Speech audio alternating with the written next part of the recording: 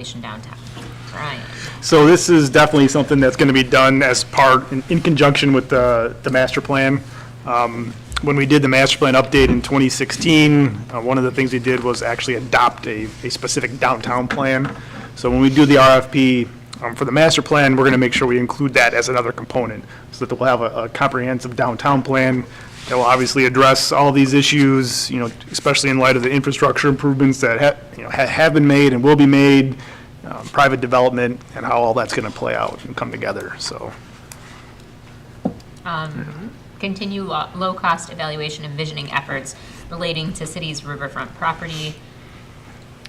Yeah, so obviously the riverfront revitalization project will allow the riverfront to be developed to meet the vision of the city commission. So I see a lot of work sessions coming in the not so distant future to see what that vision is going to be.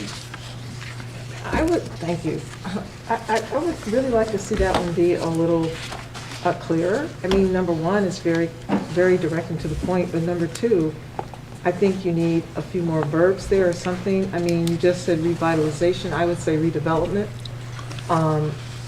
Low-cost evaluation and visioning efforts. I was trying to figure out, is that a planning term that I don't know? What are visioning efforts?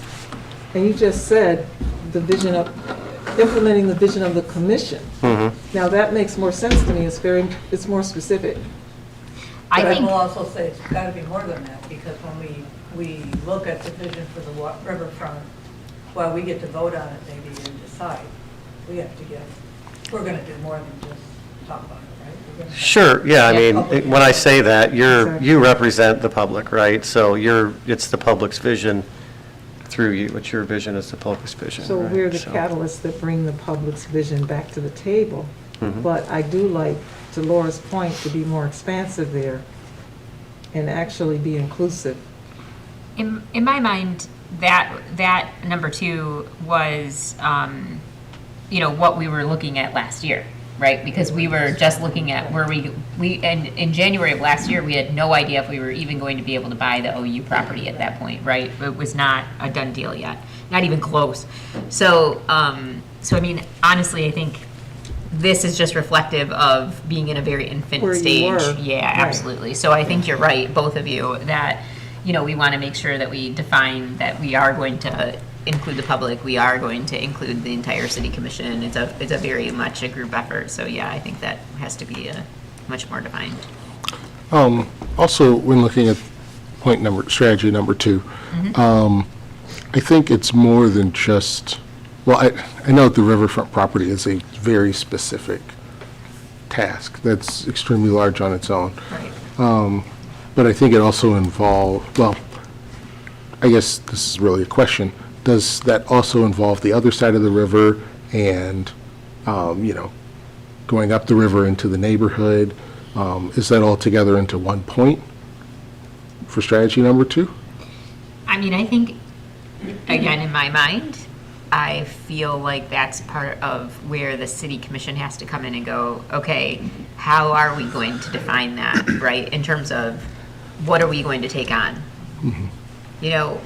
Both sides of the river are very different, right? And, are they going to be part of the same project? Are they going to be different projects? I mean, those are all questions that I think will be needing, you're right, definition. Does that mean we define it in the strategic plan, or do we say we're going to, Maybe that's a metric then. yeah, Sounds right, like- well, sounds like- exactly, like it's, yeah. What if we headed to strategy one on the increased population downtown and the riverfront redevelopment? Yeah. That way we're kind of listing out all those specific things we want to capture. And there may be other things that we put in there that are unique to the riverfront redevelopment that maybe aren't so much the increased population downtown, other than economic, housing demand, There may be something else to put into those parentheses to capture as well, but. Yeah, so the current downtown plan that's in the master plan does factor in this city hall property. So it's already kind of that way that you're describing. Yeah. One other thing, just for the title of this objective, when we say uptown vision, is that still kind of a leftover term from before? Yeah, I think so, because when we were, at one point, I you know, tried to use it. oh, I mean, well, we were trying to revive that because there was such a school of, oh, it is uptown, but then when we use it, people are like, What's that? yeah, Where- yeah, they where's act that? as though Where downtown we're is. using some sort of new term, so I kind of do feel, Growing up, always. it was, right, but then I now, got- but I used to then, get corrected all the time. yeah, by but not saying now, uptown. when we try to use it, people are like, that was, That's why we did Uptown Friday night. right, To yeah, satisfy them.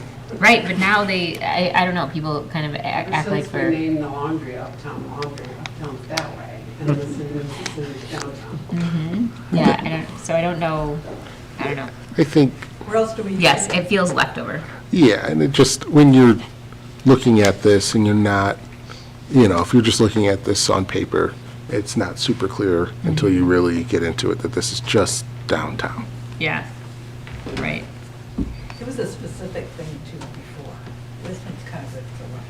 Yeah, I agree. Did we talk about strategy 3 yet? I don't think so. Can I- Well, let's let Brian first, right? Communicate to the public, residents, and business owners about the, oh I wait, got that that's one. you, sorry, Yeah. yeah, Yep. go ahead. So the city uses all forms of communication, including social media, city website, Clementine, public hearings, business owner meetings, DDA meetings, public meetings, media interviews, community surveys, to communicate our projects and our successes.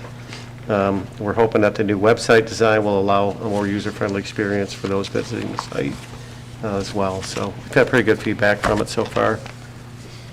Yeah, Okay. I definitely like all those improvements. And to me, those ways of using sound like tactics. Those are the things that'll get you.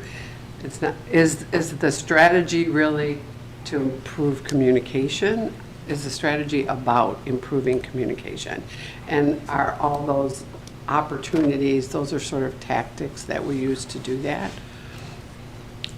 Yeah, sure, I think you could call it a tactic, right, a tool, a mechanism. So, I think that there were, if I'm understanding your question correctly, I think that there were different instances when we were trying to achieve different things, right? There's times when we're just trying to inform the public. For example, there's a water main break, right? There's a water main break. We use social media, right? We're not really trying to have a conversation, but it is a tool that we're using to communicate. So I mean, there's definitely different instances and different goals. So, the biweekly business meetings that we did to make sure that every business had the opportunity to come and understand how the project was progressing, that was definitely a way to try to have conversation, right, and hear concerns and things. I mean, so I think it was different for different things. yeah, I think I was just trying to understand whether the strategy was really about improving communication or creating opportunities to collaborate. Yet the way it's written made me feel like it was focused a little more on the tactics of all the ways we can do that.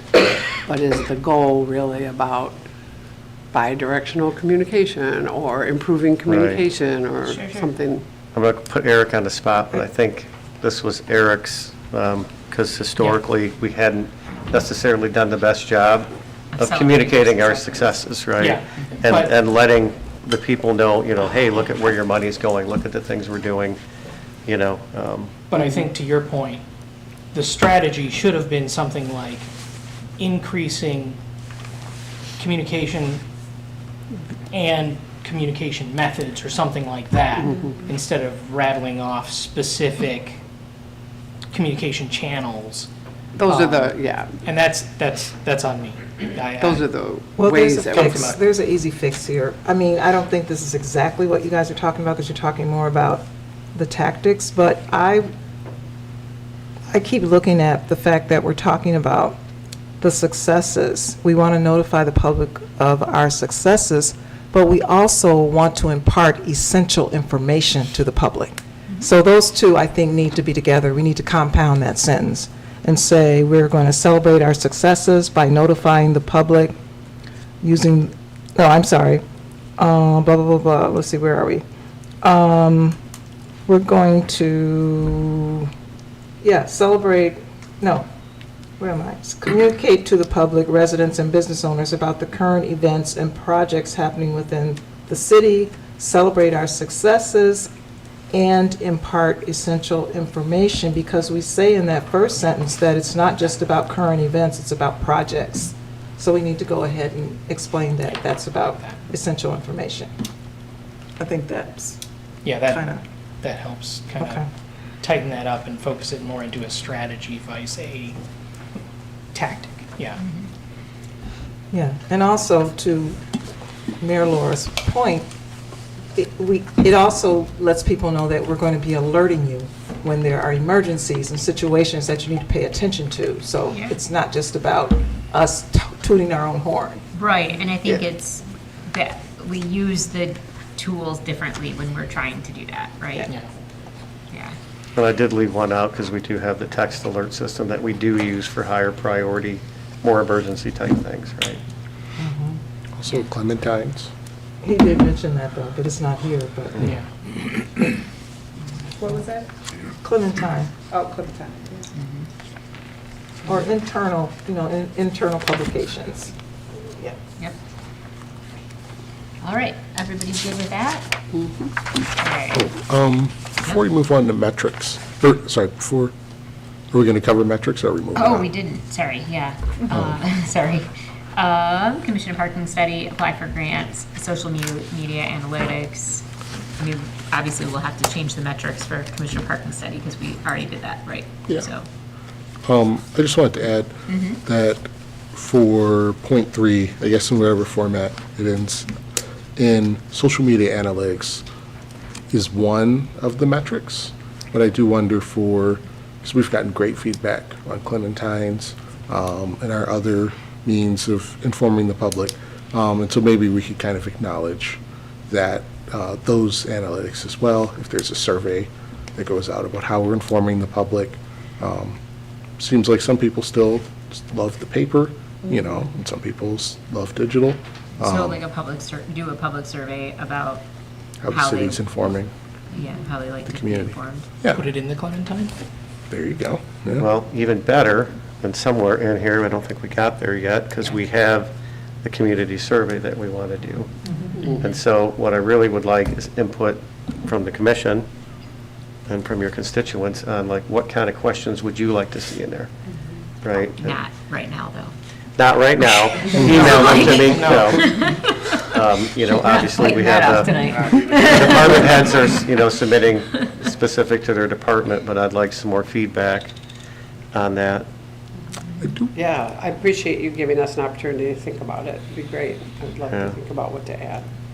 I do wonder if small surveys on specific topics could be more effective than a large, if it's got 30 questions, I think, I'll do Yeah. it later, and then I never Yeah. go back and. So we're working actually with Dave again from the county on one that will also have analytics with it. That's what's nice.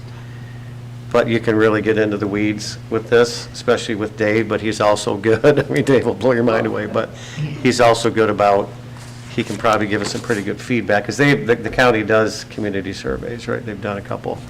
And so he might be able to help us with how to break that out. And he'll know from the analytics, we'd already discussed it, what type of survey gets the most responses. So, and then we'll be able to break it down by everything, right? By gender, by race, by everything. And then we know what our audience is, and we know who we're targeting, and we know who we're not targeting. And then he's got ways to try to target the audience that we're not getting, so. But it's not, it's involved, so. Might be 30 questions. Elaine and I went, we were there for about 2 hours, and I went, okay, we'll be back, right? Did we apply for planning grants?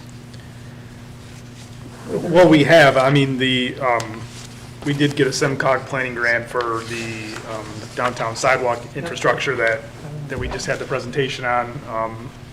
And there was the Safe Streets for All grant the federal grant that we applied for and got that, looking at pedestrian safety in the downtown. So those are just a few examples of. Maybe we can look for a Didn't we get grant that will one pay for- for a $150,000 consultant. A master plan grant? Yeah. that's- All right, moving on, good. Objective number 4, building bridges, enhancing engagement and collaboration throughout Macomb County. Strategy 1, continue to build relational connections throughout the community, county, and region through strategic and multifaceted communication and engagement efforts. Continue to collaborate and build various outside networks. You? Yeah, that one is me. And so I actually felt like the strategy and the metric were the same. So, we partnered with the high school on the cable agreement. We partnered with the Macomb Cultural and Economic Partnership for all the sculptures you see around town. We have partnered with the library for the Clementine. The Anton Art Center is a partnership with the city. We did the Rain Barrel program where we partnered with Candace's office. Along with that, we partnered with them to get the grinder drain cleaned out. We partner with Macomb County for purchases. We do a lot of co-op purchases with them for your basic items like batteries and paper and things like that. We have mutual aid agreements with the surrounding fire departments. We have representation at SEMCOG as well as MML.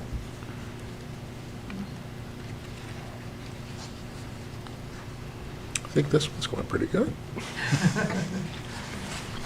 Also, the school district will probably be reaching out regarding the Clementine as well. So Okay. hopefully in the next, whenever Julian manages to remember it. Okay. It was his idea, he mentioned it, so. Maybe we'll Yeah, have. we actually Elaine- talked to him about it once before, and he was interested, so. Yeah, maybe we'll have Elaine reach out to him and Kinda- trying to, yeah, because I don't think people realize how far out the deadline is in order to get it produced on time, So, like, we're already planning, we already submitted all of our stuff for spring, the spring edition. It's already, yeah, so, yeah, but we'll, get it going. Maybe the summer one can be the inaugural, right? That'd be good. Yeah. All right, review the mission and purpose of the city's boards and commissions, evaluate which ones need to exist by statute and which ones are no longer relevant, so. that We would be didn't want to Kathy. leave Kathy out. Yeah. I would say most of the boards and commissions that we have are pretty relevant, but there were 3 that I think we could do some improving on, and I'll go through that real quick here. The Construction Code Board of Appeals, through the city's ordinance, this body was actually repealed on September 25, 2006, but it was replaced by the Uniform Construction Code, which mandates that we have this board. The code. I broke her heart the other day. I know. The code, but yeah, Brian, thank you very much. He was very helpful since he is the liaison for most of the boards and commissions on here. But anyways, the code does allow for a board consisting of not less than 3, not more than 7 members. So as a result, it's recommended that we reduce the board members from 7 to 3. So currently, we have 1 person on it, and Do they meet? pardon me? Does that person meet? They haven't met in probably 10 years, but it's But we it's do something have that to we have have to it. have. What do they do? Well, What does they- that one person do, you mean? Yeah, nothing right now. Keep minutes? Speaking if we're going to recruit They, someone. they will hear appeals from decisions that are made by the building official related to the building code or international property maintenance code, which doesn't really happen. They also get involved when the city attempts to force a demolition of a privately owned structure. That determination is made by the city. They can appeal that to a hearing officer, and then if they uphold it, then it goes to the Construction Board of Appeals for a final determination for demolition. And that has happened in my time with the city a couple of times. So, For membership on that board, do you have to be like an engineer? It does call for some knowledge in, some type of engineer, building trade, architect. Do you have to be a resident No, for that one? you do not. Okay. Might be able to trick your guy into it. Perfect. Okay. Now this one, I think we can get rid of. The Historic District Commission. It was created in 2003 to establish historic districts within Mount Clemens. To date, there's only one historic district, which is the City of Mount Clemens Grand Trunk Depot Historic District, located at 200 Grand Avenue. While the existence of this commission garnered a few grants for the train station, it's no longer useful.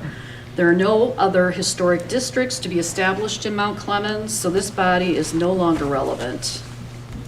Do you guys remember when they were trying to change, what was it, Kendrick, right? Well, it was Lincoln is when they, Lincoln, okay. yeah. To make- The primary function of a historic district commission, it's a regulatory body. When a city has a local historic district, typically those are residential districts. When people want to upgrade or do work on the exterior of their homes, they need to get what's called a certificate of appropriateness from the Historic District Commission to do that work. We don't have any of those local districts in the city. And since we own the only local historic district we have, the train depot property, they don't really serve a purpose at this point. The city owns the train depot? I didn't know. Yeah, yes. Huh. Before No. we get rid of this one, should we reach out to the organization that maintains the station and see if they need it for any grants, or has that already been done? I don't think they use that. It's been a while, I think, since the grants Yeah, it's actually probably happened. been. Years and years and Yeah, years. I it's don't been think it's probably like been a over a continuing- decade since the last grant was applied for. Okay. They're not So they relying could on use this the grant. income or anything. Well, I had emailed with them about a potential grant, and they were going to look into it, but I don't think it was tied to a historic district designation. I think it was like a museum grant or something, but it's probably worth reaching out to them, though. Worst they can say is yes or no. Yeah, I can make that contact. They are very desperate for funding, Yeah, but they're also talking desperate volunteers. for people who will work there too. I'm a member, but I can't work on a train, and I don't have any leftover time to go weeds. But, and Carl Juice, is that how you say his last name? Jost. Jost. Jost. Isn't he in Chicago? Yeah, he lives in Chicago. So I get the it gets, but that building, there's only one other one like it, and that's at the Henry Ford. So it's truly a historic treasure to have, and you want to maintain it, but they need help. I wonder if that historic district designation provides them any, well, hold on, if we dissolve the commission, does the historic district designation That's go what I'm away? trying to understand. Yes, Does but that that- mean they're no yeah, longer that- a historic district? Correct. The property is also listed on the National Register of Historic Places, which also would open them up to potential grants. But I'll review all that. That and- doesn't go away. No, no. I don't But I'll know reach now out. how I feel about that, if we're going to take away the designation of the historical district, and it is such a historical piece, and the reason we would do that is because we don't see any activity on the committee and maybe no need for a committee. Do they get anything out of being, first of all, does the historical district designation go away? Secondly, do they get anything out of it? If they don't get anything out of it, can they still just apply for grants and whatnot, being a historical? Especially if they have federal Or you have designation. national. Right. Yeah, historical I mean, I would think that, I hate to use the word, trumps the local one. Well, yeah, but the local ones are usually a lot less onerous in terms of process. Sure. Seeking federal grants is That's a what lot. I'll- I will review the entirety of this, Thank you. talk to Kathy, and then we'll go from there. Just a quick comment. Maybe they could look at that America 250 grant I was just gonna say that. program. The Transit Museum, if they could, I know that's what the Arts Center has Yes. done, so, yeah. Yeah. Okay. When we did our parking study, we didn't consider that parking lot that's on that property, but we own that parking lot as well, right? Yeah, no, that's not, because that's not, we only looked at the lots we charge for. Do we this is way off, but do we anticipate any repairs or anything with that lot or that property? There's none, no, nothing been brought up at budget time. I can, That little parking lot right there, that's the city? So then we're responsible for those weeds by the track. well, usually the volunteers would, go take care of that, but, They've tried. but yeah, I mean, we can have the DPW go over there and take care of it if you see they're getting out of control.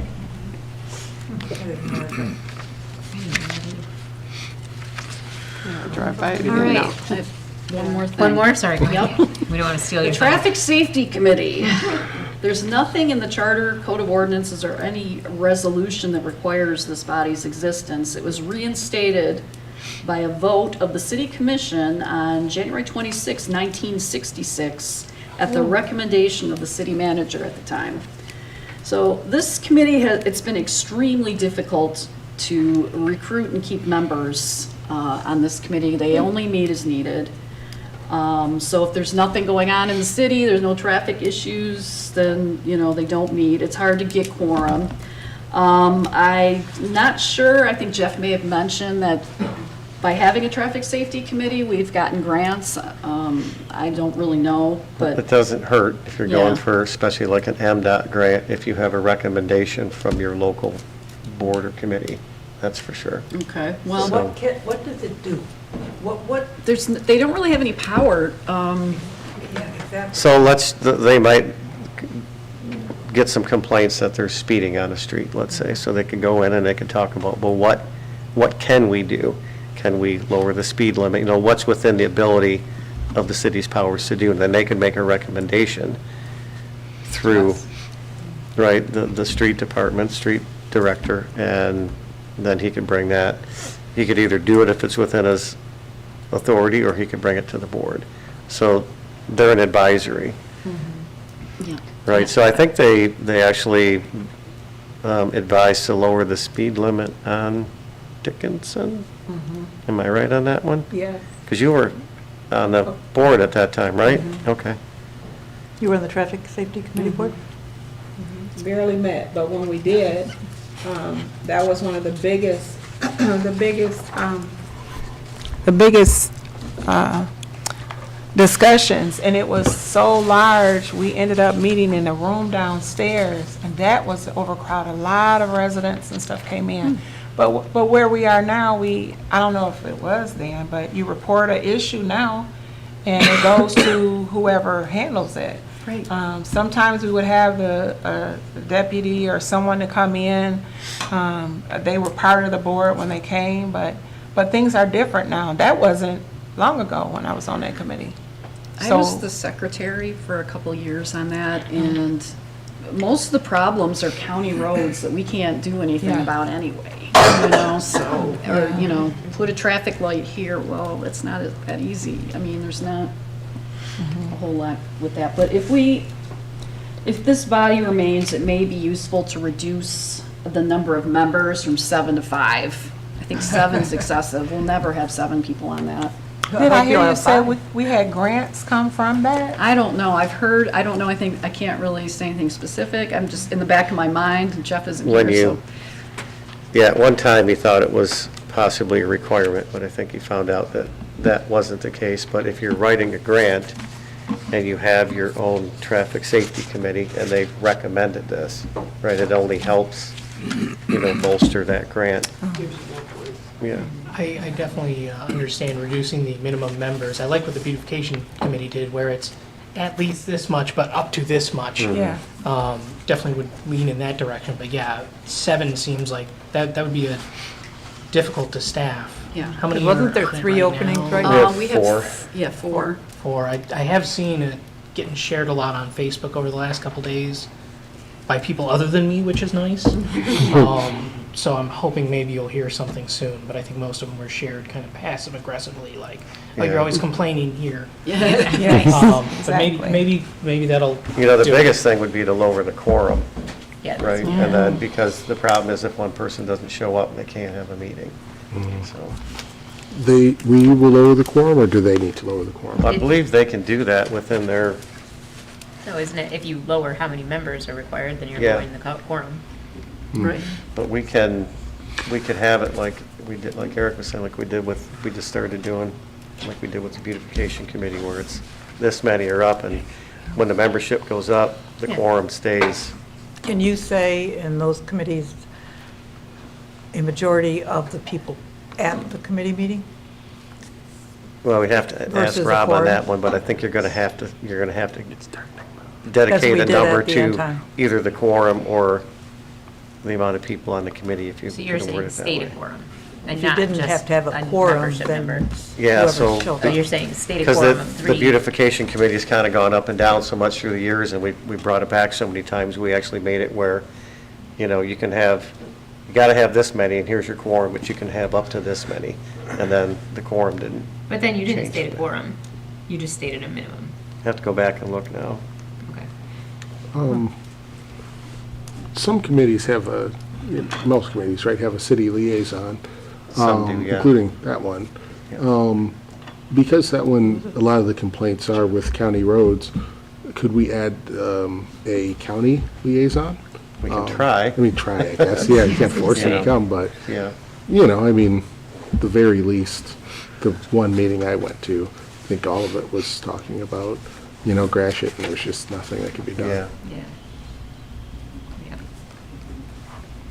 All right. Anybody else have anything on the city boards and commissions? Kathy, did we cover yours? Yep. Okay. So Now we we have have number to 3, follow right? up. Sorry, promote. We're going to follow up on these points and then, Yep. okay. And then promote the city's boards and commissions. Eric. Eric. I've seen, you know, other commission members, I've seen other members of the community, like it's, We're using social media Yeah. to recruit. Clementines. Yeah. yes, there's been some momentum. I would be curious to know if the number of filled spots compared to the number of open spots has increased over the last year or so, like, of this many board positions, this many are filled, is that number higher or Oh, lower? I'll tell you, it's higher. It's definitely higher. It's definitely I up. really thought so, but I wanted to I don't hear know that from- we have the actual the statistic.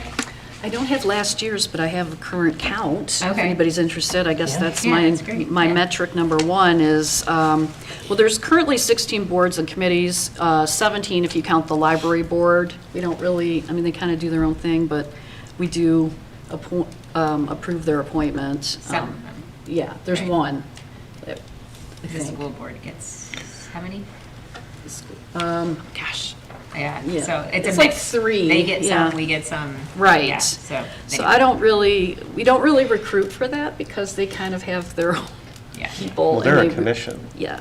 right? They're a commission, not a board or committee, because there's a difference. But yeah, Right, but we said commission board, operates on their own. but it says board and Boards commission. and commission. It's Yeah. actually on the application too for if people want to apply for it, but it's kind of, but anyways, so we have 91 positions, 78 of them are currently filled. That's really good. Yeah, and only, okay. so we have 13 vacancies, and if we like, you know, cut down, Yeah. then we'll probably go down to like 9 or 10. Right. You So, can get after this from the numerator or the It's actually, denominator. I yeah. think, much.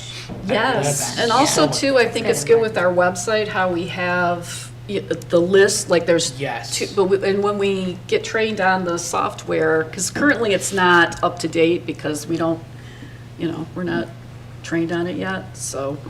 And but we're also getting fillable forms. yes. So where we can, Hallelujah. yeah, people can submit it right via the website. Right, that'll be Less helpful. trying to take a picture of a PDF I signed. Yes. Exactly. Yeah, definitely want to We're make trying to it, remove barriers and roadblocks, right, especially with applications. We're trying and to get fillable forms. Everywhere I know, else we're has trying. fillable The applications. cost for the you know, so- software, It's expensive. we're trying to find a cheaper route, because it's crazy expensive what they wanted For a forms, to make the form fillable, yeah. And submit. I would recommend reaching out to the county. They are in the middle of transitioning from, they had been using one thing and now they're trying Okay. another thing. Okay. It may be a terrible plan, what they're Yeah. transitioning to, or it might be great. I haven't used it yet, but they've got their hands on 2 of them right now, so they might be able to provide some insight. on other options. Even Microsoft and Google have forms that you can embed into web pages. So Yeah, going we're through trying to our work with IT, country, you've got to yeah. worry about here security. Security. And so what was recommended is something called JotForm. Oh, yeah. And But the it, paying of It's- JotForm, not. it's not expensive. That's the one JotForm. that the Yeah. county is transitioning away from, is JotForm. And the one they're transitioning to, Monday? I don't know, I think it's staggered. Okay. we'll definitely check with them and see if Yeah. there's something, I mean, it's, I'll- for the few forms we had, it was pretty expensive. so. And the problem, JotForm is pretty cool, but it can, what it can do is very, very robust. Same with Monday. It's really cool, but like, you know, you're getting what you pay for, but I don't know that we need, you know what I mean? So, anyway, Yeah. without getting into we need it. So, okay. Everybody look at the metrics here. Board and commission vacancies, measure and partnership agreements, goals accomplished by boards and committees. So, you know, what do you think? Yeah, absolutely. Although I don't Have know we that every been board doing has it? goals. Right. I can't see how we've done this. It's a good metric, goals accomplished, but I don't think they have, do we know the goals? Do we know? No. I don't actually think that any, I know that the Historic Commission is doing a. The Historical Commission's doing like a strategic planning session, and they're doing some goals. I know, I love it. So that's really cool, but I think they're really, I don't even think beautification, who's very, very active, I don't know that they have any formal goals or strategic. Do a rose garden? Yeah, I mean, right, they've got projects. Projects, Yeah. Yeah, but I don't think they've set anything Just kind of goal-oriented, goals. so I think that's kind of lofty. I don't think it really exists at this point, the goals accomplished by boards and committees. Maybe projects would be a better, Yeah, I think that would make sense, because that's things, you know, the master plan also, like, there's all these. And also, just, number 3 should be boards, committees, and commissions, I think. Some of these are, What would be the Yeah. project for the traffic committee? exactly. well, not all of them are gonna have it either. Yeah, not all of them will have projects, so, Well, I mean, maybe it's lowering the speed limit on Dickinson, right? Is that a but they, project? they wouldn't set that as a project. They would wait till someone came to them. Well, with- right, but I mean, they could report that as a project they did, right? And I think the people who get on the committees have ideas of things they'd like to do, where if we told them, hey, give us a list of some projects or goals that you may have, I could think a lot of these advisory commissions and boards could come up with something. What if we just call it accomplishments, instead of goals accomplished, projects accomplished, just accomplishments by boards and committees? Sure. I like that.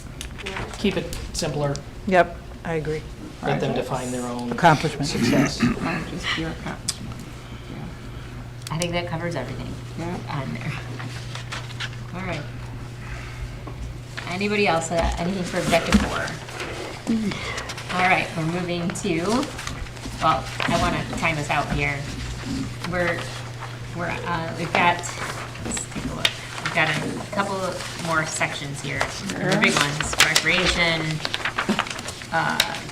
providing opportunities for connecting and engaging with the community, and we've got some big ones, and then fire. So it's 8 o'clock already. I see all some heavy eyes, and I don't blame you. So I don't know what is the will of the commission in terms of, do we continue on, or do I'm we good, say we're going to have another strategic planning session?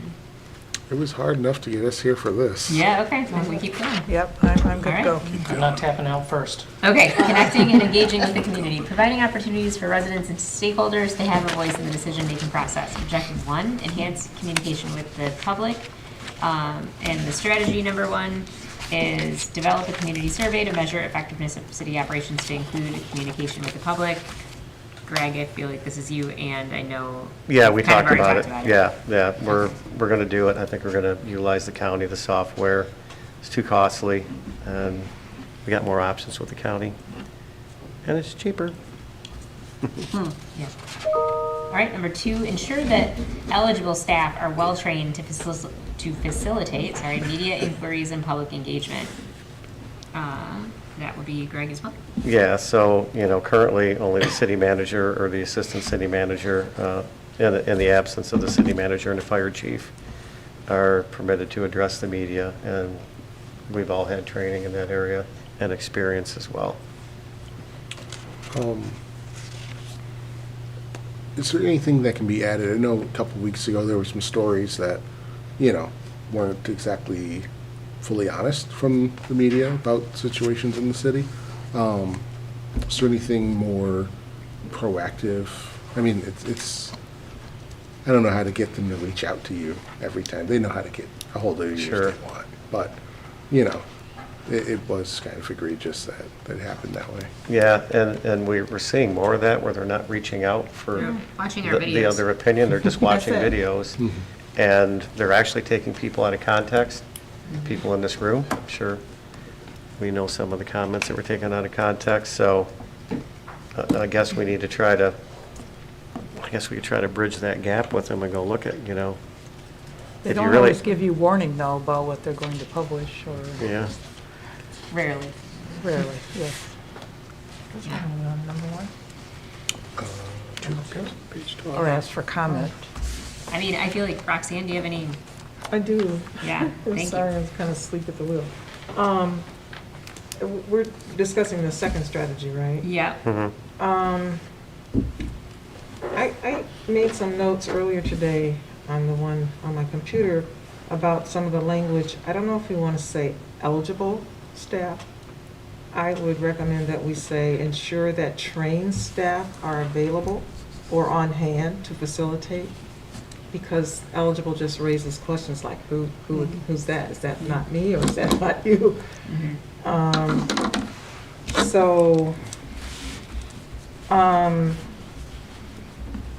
And I don't know if it needs to be made clear that it's probably not going to be one and the same that handles media inquiries, and it's not going to be the same person probably that handles the media inquiries versus the public engagement.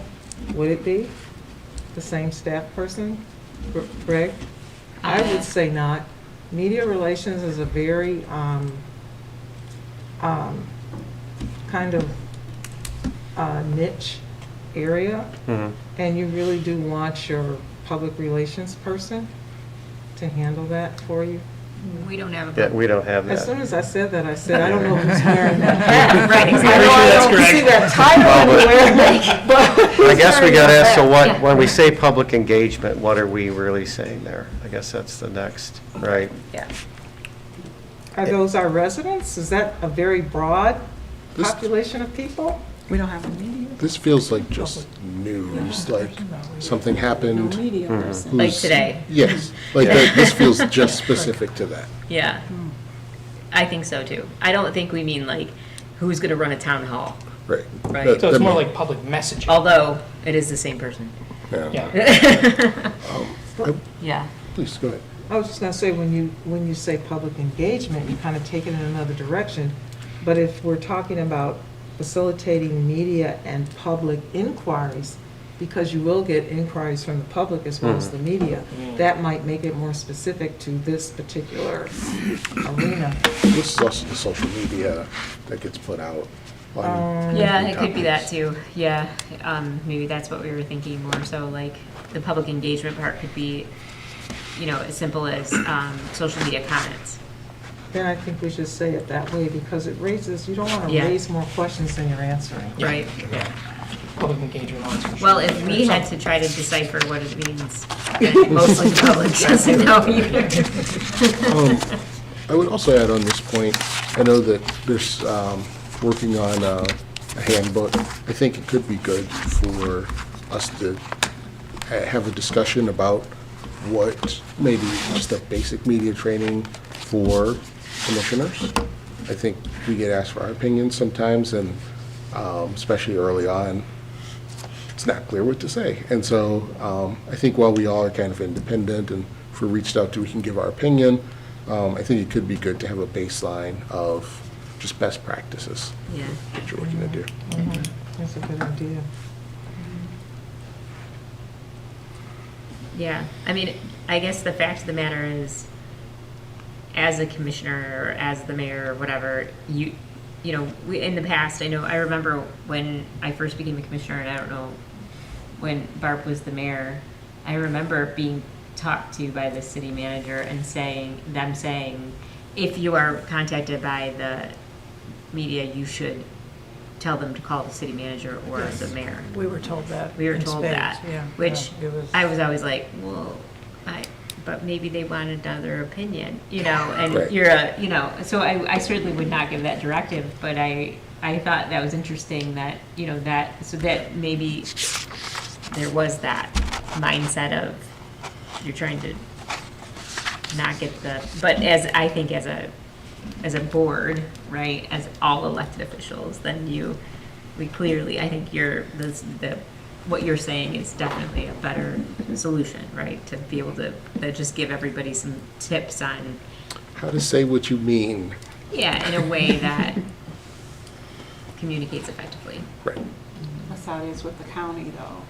And the reasoning we were told behind it is because you represent the county. So in our case, it would be because we don't have a media person or a main contact person for, I don't even know who creates the page, the social media I'm sure. page.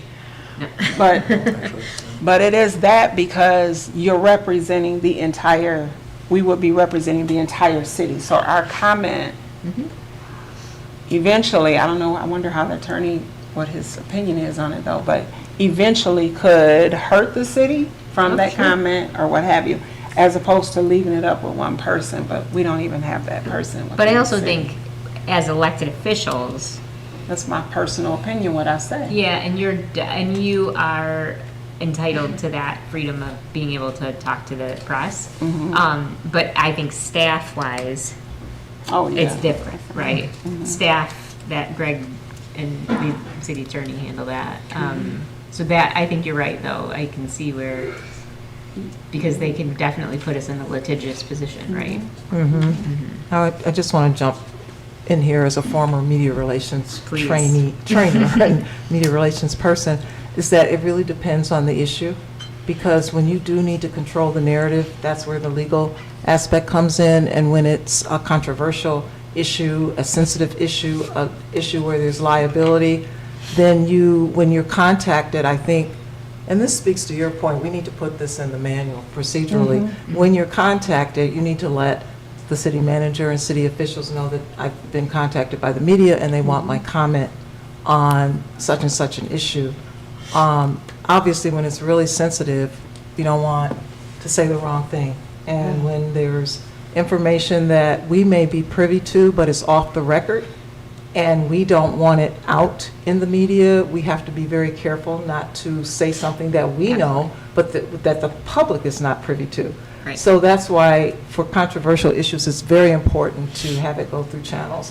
When it's like, you know, our individual opinions on benign topics, which they're going to ask, that's way different. So Yeah, I I agree. just think we have to There's a approach lot it of on a scenarios. case-by-case basis. That's right. And I mean, there's always things like, you know, employee matters or anything that was discussed in closed session. I mean, all those things we're bound to not disclose, right? I mean, so, Yeah, so having a list of those yeah, would be that would be great to have helpful. in the book, like, don't talk about, Anything in a closed session, you just keep it. Yeah, what happens in closed session stays in closed session. Right. that too. All right, are we on 3? No, yeah, right? Yes. Yes. Okay, communicate Yes. city policies, programs, processes, and budget with an emphasis on highlighting successful outcomes. It's kind of redundant from what we talked about before.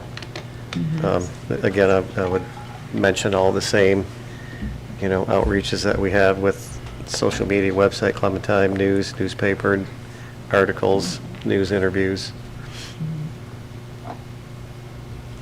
And again, I would just say, let's broaden and not just speak on highlighting successful outcomes, but also imparting information, because so much of the public needs to have information disseminated to them in as many ways as we can do it. You know, you think that everybody knows it, but they don't. So I think that's important every time we talking about our successful outcomes. We should also be talking about and disseminating important information on just basic services and resources and things like that. Yeah, That's very good. I agree with that. absolutely. And I All would right. Yep, go Also ahead. mention that doing it more than once, both with the important information things, but also with the successes.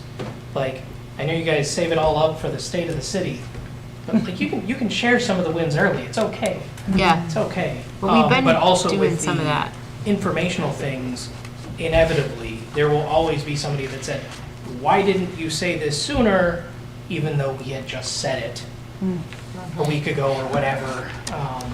Yeah, like today that happened. Yeah. So, but I will, yeah, definitely. We have been doing, like, in the social media meeting last week, we said, like, or at the beginning of January, we're like, it's a kind of a light month in terms of, like, there's not as many holidays, there's not enough, so we were trying to do, like, exactly what, you're saying. Let's talk about some of the wins, like the retirement board thing and the, trying to just talk about some more general information, but good things. Is that in the Clementine, towards the back? So they can see the previous 3 months of accomplishments within the city? Is that in that? It's usually in your letter, right? Yeah, I was gonna say, Talk about it. I The usually accomplishments in do, there. in my mayor letter, I usually talk about the last quarter, about what we, worked on and accomplished and some highlights, and then what we're gonna, what we're gonna I mean, work not on. trying to be funny, seriously, but they would in the back, like just bullets or our city's accomplishments or what have you. Being honest, because a lot of people are forcing some social media, they figure everybody read, this is how you get this information. Most of our city people don't even have computers. Look at the libraries, that's why they're all in the library. So this Clementine book with as much information as we can put in there is golden, especially our seniors. Depending on what the information is we're trying to Get out. disseminate, some projects may warrant a page or of bullet points, because We did do bullet that points for are better than narratives. DRP. Yeah, Some Yeah. things are just not worthy of a page. right, A bar graph or a pie chart. Seen those? Is there a place on the website to talk about successes? I mean, I think there should be something there too.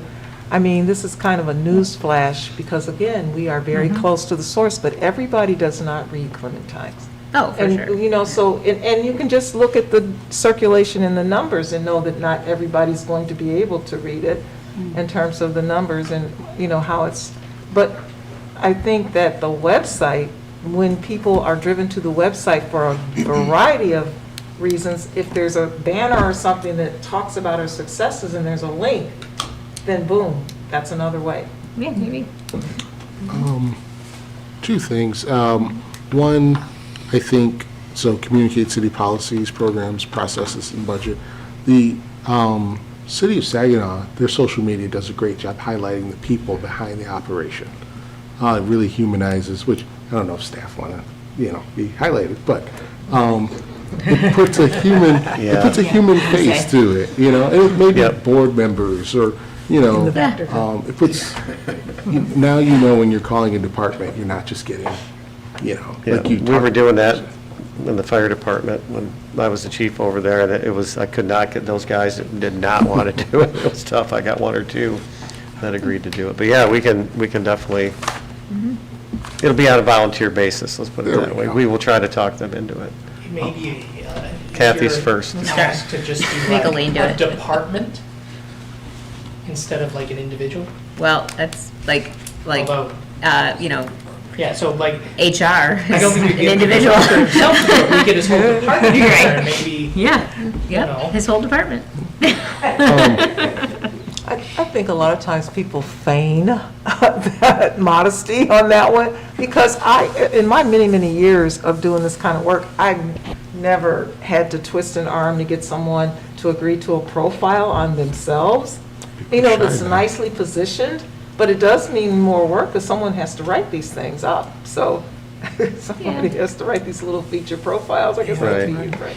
Yeah. ChatGPT. All right, well, so we'll try the first one with Kathy. We'll see how that goes.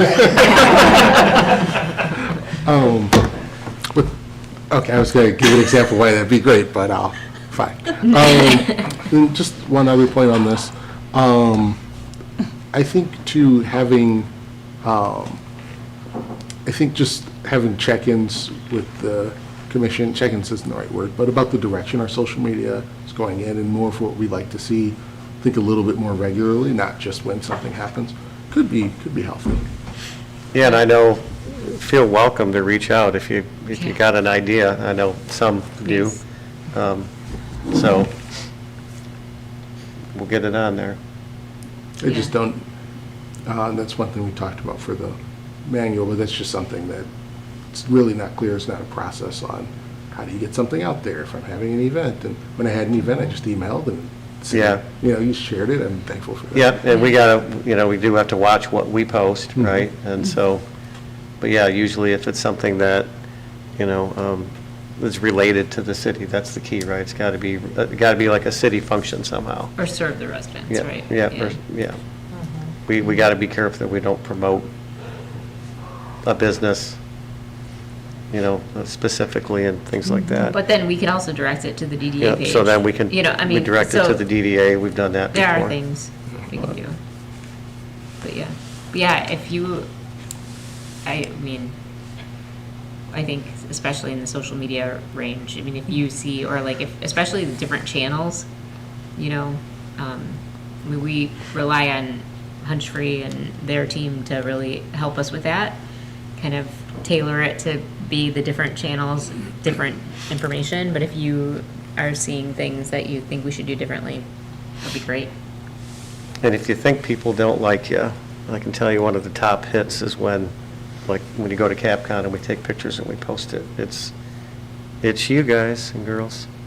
You usually get the most hits. Great.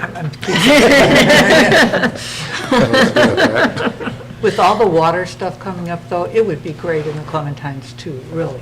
All kidding aside, feature more about the water department and some of the things, and the sewer department, and what's going on in there. I can't tell you how many people have brought that lead pipe letter to me and said, can I drink this water? And I say, I drink the water. And I said, and Lenny's not going to let the water that you're drinking be bad. So that's my faith, and drink the water. We hate the letter. Eagle Mesa put it out. I know, I say that too. We had to put it out. They make you use their wording. That scares everyone. Yep. We tried to fight them on it. Litigation. Yeah, we tried to fight them. We got our environmental attorney involved, and we went round and round, and all our thing is the way you word it, you're scaring people when there's not a problem. Right. And that's all we wanted to do, was just make it so it didn't do that. Right. And they wouldn't budge. All right, are we good to move? Yes. Oh, no, go ahead. I'm sorry. I always look to you. I'm the problem here. Did you take a nap? I don't think they're Last going to make it to thing, the rest. this metric Yeah. makes no sense. Percentage of trained staff? I know. That was for the people that had to be trained to address the media, is where I think that was. Yeah. Again, that percentage is Well, going to look great. And so we're 100%. All right, I see. We'll change Scratch it, that yeah. one. All right, a safe community. So all people feel safe to live, work, and visit Mount Clemens at all times throughout our community. Objective number 1, provide professional police, fire, and medical EMS service that enhance trust, transparency, accountability, and the safety of every resident, employer, employee, and visitor. So I think we're going to hand this pretty much to Dan, except for one. So Dan, he gave us his handy dandy. Thank you. Yes, provided everybody a copy of a written performance report that outlines all the benchmarks that we did hit. So strategy number 1 of objective number 1 was to develop and implement a fire department strategic plan.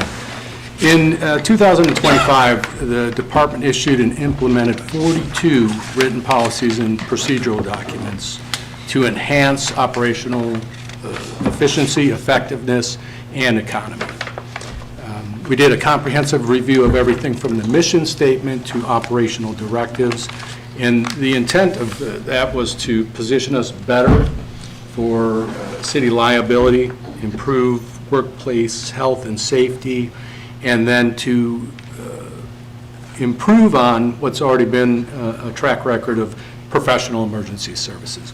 How do we stay modern and progressive and keep moving forward? These initiatives resulted in some measurable improvements in a lot of areas, but some of the key ones are community service delivery. One that I'm really proud of, quite honestly, is city liability reduction and risk management. We're much better positioned with MIOSHA, the Michigan Municipal League, Workers' Comp, and all those kind of oversights and authorities that are very prominent in what we do, but that the average person doesn't know that's the kind of thing that I deal with. Employee health and safety has been a personal priority of mine. I think that my position as the old guy is to teach the young ones how to become the old guy someday. And this is an occupation that is defined by NIOSH as ultra-hazardous, right? There are a lot of injuries every year and even fatalities. So we developed, one key accomplishment, and I think that really helps us with MIOSHA in particular, is the development of a written respiratory protection plan. So when you look at occupational risk management, quite often it's, do you have a policy? Did you train on the policy, and do the employees know the policy? So when I kind of did an executive analysis of kind of where we were, I started strategizing. My focus is going to be on the big stuff, that if we have a problem, the city could be sued, or there could be litigation related to, a workplace injury. And then I worked towards the, the less important stuff as we went along. So we now have a written injury and prevention plan, and we are very much the culture of the Mount Clemens Fire Department is cancer prevention. We work in this atmosphere that is just, by its nature, firefighters get cancer. Okay, it almost comes with the badge. So, what I really want to, again, teach them is the way that you really win at this thing is to retire and live where the pension board says, can you believe this guy is still collecting his pension? I don't want my firefighters to retire, get sick, and be gone within 2 years, which happens on a lot of fire departments. So we provide them with NFPA compliant physical examinations on a yearly basis that's testing things like lead in their blood and cancer screening, and then we've written a number of updated safety, operational, and training policies that kind of solidify that whole idea of bringing safety into our culture. And then by doing that, we get better work comp rates, and the city saves, and we don't have some of the problems associated with disability and or long-term illness of our employees. So Wow. I think we did good. Wow. It's amazing. And I'm not done yet either. I just got started. All right. So there's a lot more on the horizon there. So where are the additional things, further development of a lot of these key facts here, or key strategies?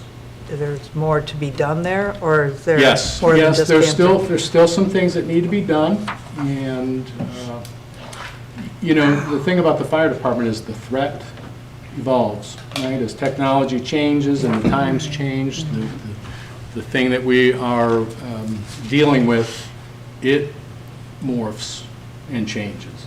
So I have to kind of always be, I'd rather be at the tip of the spear of kind of leading positive change than being reactive. So proactive versus reactive. And if I'm ever just sitting on my hands doing nothing, shame on me, because the world is not doing that. There you It go. continues to spin.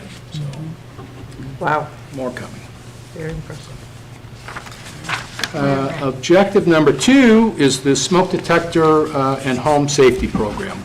Now, if you look in the report that I provided you, I've advertised this idea through all of the standard government ways of doing it. Facebook and the Clementines and, a magazine article and city manager reports and et cetera. The bottom line is a couple of commissioners spoke to this. Some people don't read the Clementines. You either do or you don't. If you do, you've seen me every 3 months say this, pretty much the same thing. If you don't read it, you've never heard that.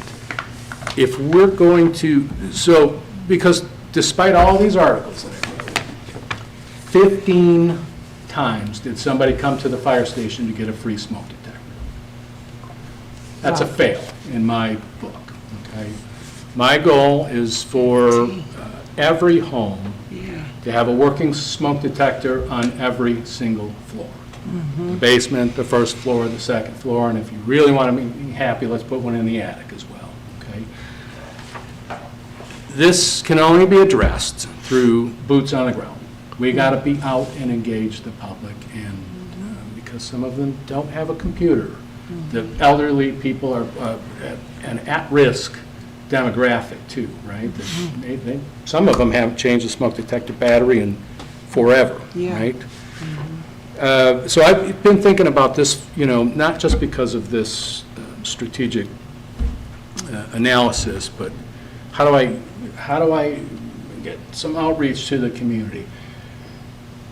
We're going to have to engage with recreation and try to be at some of these events. And a couple weeks ago, I had Ann order us a table and then like a skirting that goes around the table, and it's going to say Mount Clemens Fire Department on it and give that little bit of a visual pop. But I think with some signage and a couple of well-placed firefighters with a stack of smoke detectors.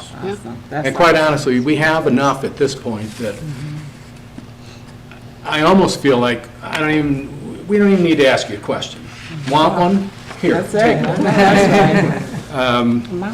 People always want to go to the table where the firefighters are. Sure. So The farm market. admittedly, that is one, Meet a machine. strategy that we got to improve on, and I think that we will. Part of the job of the fire department is it's not just putting them out, it's also prevention and education. So I have a plan, and we'll kind of see how that goes. One idea, I know, I don't know whether, so Meals on Wheels, when they deliver, we've been able to get surveys back very easily through that, and if you coordinate with the Office of Senior Services, they may be able to either put a flyer in for those getting delivered in Mount Clemens, or maybe you can work something else out. That's a great idea. And they're going to the target audience. Yes. in a way. That's a good idea. That's a great idea. Excellent. Excellent idea. If you want to send somebody on the road as a Meals Homebound driver, seniors. need more volunteers. You can pack the smoke detectors with you. No extra miles on the trucks. And if you know somebody, just ask them, how do you know it works? Did you ever go over there and press the button? Right? And they do expire, too. At 10 years, they need to be taken down and get a new one. And I got hundreds of them in the firehouse, so help me and we'll achieve that goal. No problem, buddy. Okay, strategy number 3 was to maintain an effective firefighter emotional survival and awareness program. In 2025, we did establish a health and safety officer and a health and safety committee to collaboratively address all aspects of employee health and safety, but to include emotional wellness and mental health. And it's shocking, but I think you can guess, based on the question I'm going to ask you, the number one killer of public safety professionals, unfortunately, it's suicide. And which is shocking to me because, and it quite honestly hurts my heart because these are people that are so deeply affected by trying to help people that they've become so desperate they take their own life. And many of them, in my opinion, they really had the world in the palm of their hand, but couldn't see that anymore. for.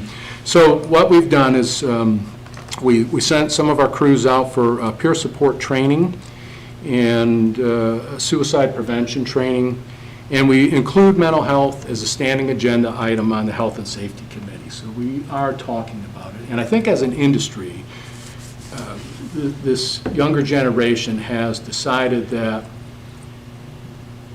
you don't have to put your heart and your emotion to the side, kid, because this is a man's job, and suck it up, right? That really doesn't work. So they're very open to it, and I think as leaders, it's important for us to kind of make that happen. So I'm also really active in the Macomb County Fire Chiefs Association. In April, I'll be the president. And there are a number of initiatives that we kind of sponsor and support in that group to make sure that the industry has access to mental health resources. And I've listed a bunch of them. But really what it takes is people like myself saying it's okay to be a human. And let's learn how to talk and get each other through this, right? And help is available. So rest assured that here in the Mount Clemens Fire Department, the crews know that help is available and they're encouraged to seek it, and we keep an eye on it. So, any questions on that? Okay. Number 4, maintain an effective asset management plan and strategy for fire equipment, facilities, and apparatus. There was an error in my report. I said during the fiscal years 24, 25, and 25, it's 23, 24, 24, 25, because we're in 25, 26. But I believe we've demonstrated strong fiscal stewardship by conducting both years under budget. Okay? While we completed significant improvements and operational changes, we wrote some grants that I have listed out here for you. If I added them up real quickly, it's probably close to $300,000 that offset many of our, the big items. We got them covered. Another thing that we did was we implemented an in-house SCBA maintenance and inspection technician program. So where in the past we had to send our equipment out for a lot of money to have somebody certify it and repair it, we trained 5 employees and we built a shop inside the station, and now we do it ourselves.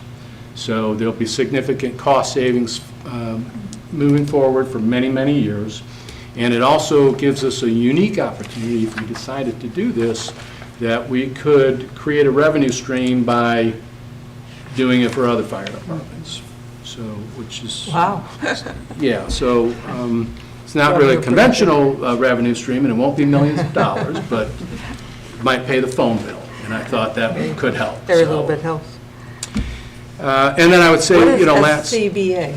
self-contained breathing apparatus. Okay. So it's like a scuba without the U, which would be underwater, because we don't do that. And then I've done an asset evaluation of the department, and what I can say honestly is that we are really positioned well for the next 10 years. Okay. Once we get that new fire engine, I feel like we just have to worry about breaking stuff and our expendables, right? Our major assets are covered, and we're in really, really good shape. That's great news. That's great. Number 5 is, I think I'll defer that to Mr. Shipman. You can keep going, we come back to it if you want, Dan. Okay, You're on a so roll. let's skip, we'll go right down to EMS collaboration. And the objective, the strategy is to continue to collaborate with EMS providers to maintain a high level of service. In 2025, the city revised its service contract with MedStar to align response guidelines with current standards established by, the National Academy of Emergency Medical Dispatch, Macomb County Medical Control, Michigan Department of Health and Human Services, EMS Division, and what it boils down to is the revised response matrix that we've implemented as reduced fire department responses to low priority calls. So where in the past, the contract kind of expected the fire department to go on stub toes, for instance, I don't send the men on stub toes. Okay? Fire rescue is for life-threatening emergencies. Okay? So there's a response priority matrix. And we go to immediately life-threatening or potentially life-threatening, and in some cases, sort of serious, or maybe could be serious. But those low priority calls, we defer that directly to EMS provider, and because you don't need a fire engine at those, lower priority calls. And, the thing about going to low priority runs is you can't have another call come in and simply say to somebody, we're leaving, we have to, right? It's abandonment, you can't do that, it's a legal liability. So we're kind of, not deploying to those low priority runs so that we are available for the real life-threatening emergencies. Okay? So there has been a reduction in run volume at the fire department, but there has not been a reduction in fire department responses to life-threatening, right? And for the commission and for anybody that's watching this at home, you have my word that I would put the entirety of all resources available to me to saving a life. And it doesn't matter if I thought we were going to save a life in Canada, they'd be going to Canada right now. So while we've kind of changed things a little bit, the fire department, I think, is now better positioned to really save lives and avoid some of those delays that could be costly in the future. I also maintain regular communication with MedStar's leadership, the CEO and the operational staff, and we have a number of quality assurance and quality improvement meetings scheduled for 2026 on the quarters, basically. So that'll give me an opportunity to sit down with them and we can talk about how things are going and, really what kind of the survivability profile is really what I'm after, the effectiveness of what we're doing, right? And, that is gauged by, did they get up from the hospital and go back home, right? So more to come on that, okay? We have a fire department lieutenant that serves as a liaison to dispatch ComTech. You've probably heard us say that. So if there is any glitch in the system, we got a individual that meets with them on a very regular basis and has open dialogue and communication where we can address that immediately. And in 2025, we had one complaint, at least that made it to my office. Okay? One, only one. And when I looked into it, I'll just say that it wasn't real. It was meritless. So I have high confidence in the operating model and what we're doing at the fire department here. Emergency services are in really good shape in Mount Clemens. Excellent. Okay, and did we want to go over the metrics? I can real quick. I'm still going to finish in less time than Kevin took. So smoke detector coverage in multi-family residential properties that we have a jurisdictional authority and requirement to inspect, 100%, right? That's why we go. Single-family residence, however, is super hard to quantify. I don't know, because we don't go into people's houses on, on that level. But what I can say is when it comes to smoke detectors, sometimes what you don't know is a good sign. Because people don't call us because almost had a fire or, ooh, that was close. Sometimes they do, but quite often they don't, right? So we'll just continue to ramp up that outreach, and sometimes no news is good news. Metric number 2 was the ISO Public Protection Classification. The ISO number, you've heard of that one, right? It's what they say that insurance rates are based on. Not necessarily true for homeowners, but certainly yes for industry and commercial businesses. We are a Class 3, called a Class 3, which is excellent. It puts us in the top 10% nationally. And after reviewing that PPC report, I know that with some collaboration between the fire department and the water department, we could be a 2. It won't come easy, but if that was an initiative that we wanted to take, I can tell you right now, we can hit that mark. And that'll put us in the top probably 4% in the nation. Customer satisfaction, as I said, we only had 1 complaint, and that's pretty good, and it was found to be without merit. Metric number 4 was firefighter injuries, and I will say that the injury rates continue to decline. In the MyOSHA 300 logs kept by the city will kind of demonstrate that. But I would preface this idea by saying this is a job where there's going to be injuries, okay? Cuts and boo-boos and strains and minor burns, and, you know, we had a very serious injury recently with a dog bite, which is something that people don't think that we get bit by dogs also. But through proactive policy and enforcement of policy and that kind of thing, those numbers are going down. That's part of my job as the chief.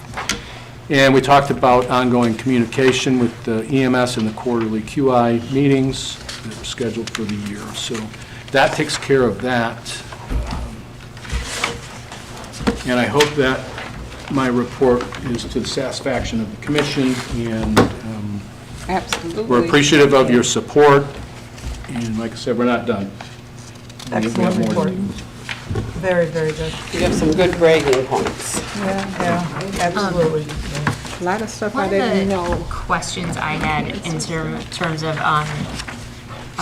safe community was one of the topics that came up at CapCon last year, and that was that Eric and I remember was having an emergency management plan that was for mass events, right? Or like let's say we heard a story about Rochester had a shooting at their splash pad, Yes. and how to handle that, right? And how what is the role of the commissioners during that? What is the role of the mayor? What is the role of city managers? And having that type of plan and the implementation of that, and Maybe I know we do a mentioned that. tabletop or something. Right, talk so, through it. but I don't think we have if we do, I'm not aware of it, but, I mean, we have an emergency management plan, but I know that we all haven't been really, schooled in that, and, I don't want to pull that out at the time of the event. I would much rather have a training of that, so. I agree with you, and there are a lot of resources that are available to you as commissioners and administrative leaders at the Emergency Management Institute in Emmitsburg, Maryland is really the kind of the hub of that. But it's recommended that any government body has baseline incident command system training, because if we have a bad day, and I don't mean just like a storm, I mean like a disaster. Right. This is going to be an all-hands event. Sure. So there's a basic framework that everybody should understand and kind of know where they interface with that, how to communicate, when and to whom, and Right. and because our ultimate goal is quick mitigation and then recovery. How do we get back to normal, right? I mean, something to think about for this government body is what is our continuity of operations plan? Exactly. What if a tornado comes through and City Hall is not here tomorrow? Right. What then? Right. Right? So that's the kind of thing that I think, we need, and that it is available, but it would have to be a priority, right? And we all have to decide that that's what we're going to do. And if we want to do that, I'm willing to kind of lead that effort. But, yeah, quite honestly, we're weak in some stuff, right? Right. We're fortunate in that the county has a really great plan, but But I don't think we know our roles. no, That's what my right, whole we, point of this is, we yeah. all play roles in it, right? So when you're ready, let me know. Well, I'm letting you know that. Yep. Well, it's a good Let segue me- because that really takes us to objective 2. So Okay, perfect. if you don't mind, I'll just keep on rolling. Great segue. So objective 2 is prepare for and provide a timely, equitable, and effective response to emergencies and disasters and support the community's recovery efforts. So there's 4 strategies, and rather than kind of go through them, I'll read them one by one, but rather than speaking on them individually, I'll just kind of tell you what they are, and then we'll go into one great big synopsis that I'm going to really compress down. I'll give you the Reader's Digest version in the interest of time. So the strategies were to resource and deploy an effective emergency management plan. Number 2, ensure personnel are properly equipped and trained to provide effective mitigation, preparedness, response, and recovery. Number 3, construct and maintain facilities, equipment, and technology necessary for emergency operations. And number 4, enhance communication, coordination, and collaboration before, during, and after an emergency response. So in 2025, the department made significant investments in the city's emergency management and recovery plan, including resource acquisition, records management, and operational training initiatives. Accomplishments included the purchase of 2 emergency management dedicated handheld radios, and let me just expand on that. During a disaster, communications is key, right? So we have some radios that are not in the regular firefighter inventory. They're kind of set aside for at the emergency operations center only, right? Truth is, we could probably use a few more, but they're expensive, and 2 is better than the 0 that we had previously. So, acquisition and implementation of a mobile incident command post workstation, and what this is it's a task board that we can take to an incident, and it helps us determine what our operational benchmarks are and make sure that we're checking all the important boxes. It improves organizational deployment of resources and significantly improves accountability for our personnel. Where are my people at, right? So I can use that tool for that. We implemented a new fire record management system. It's a mobile, web-based platform that goes anywhere, right? It's all comprehensive, all aspects of the fire department, everything from inventory and that type of thing is put in this system, but the important stuff like firefighter right to know and MSDSs and hazardous materials reports. So we can go to the front of any building in Mount Clemens at 4:30 in the morning and just by the address, bring it up and say, oh, look, they got methyl ethyl bad stuff, they got all, this kind of stuff, and or here's a floor plan. So it greatly improves our response capability, our preparedness, and employee safety. We installed Wi-Fi connected tablets that have that software in every piece of fire apparatus. We completed a firefighter right to know hazard assessment for all the high-risk businesses in the city, and we came up with incident action plans for them. We trained with high-risk partners, Exalta. We trained with the railroad about hazardous incidents involving the railroad. We've conducted mass casualty incident training, which the mayor was talking about, active shooter scenarios and incidents where there's lots of hurt people type of scenarios. Coming pretty quickly here, in fact, on the next agenda, there will likely be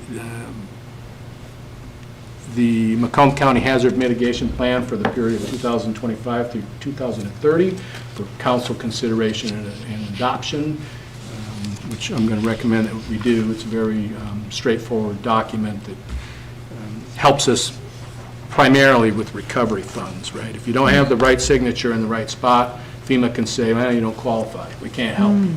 So we're going to be fine. We've completed National Incident Management System training and Incident Command System training by all personnel, and that's the thing that I would like to expand to the commission moving forward. So very quickly, performance objectives, dispatch call and turnaround times. We're compliant with all national standards and best practices, and as a fire chief, I can tell you, we're doing good. response times are excellent. And our hazard mitigation plans are all updated in accordance with national standards, MIOSHA requirements, and industry best practices. That's all I have. Thank you. Thank you. Still less time than Kevin. Did somebody time that, just to confirm that? That was a nice report. I Amazing. apologize for that. I had a lot to say. I'm sorry. Great report. I just have one question. Okay, wait. One question. Wait. How much does it cost to get to level 2? Oh, sorry. Mine is best. She was very focused. You have to yell louder for Are me. members of the commission entitled to the smoke detectors? Because I live in my mother's house, and I could probably use 3. He because all said, of no hers questions asked. That tells me you're fine. Yes, by all means, please. Okay. So back to where we're at class 3. What does it take to get to class 2? How much?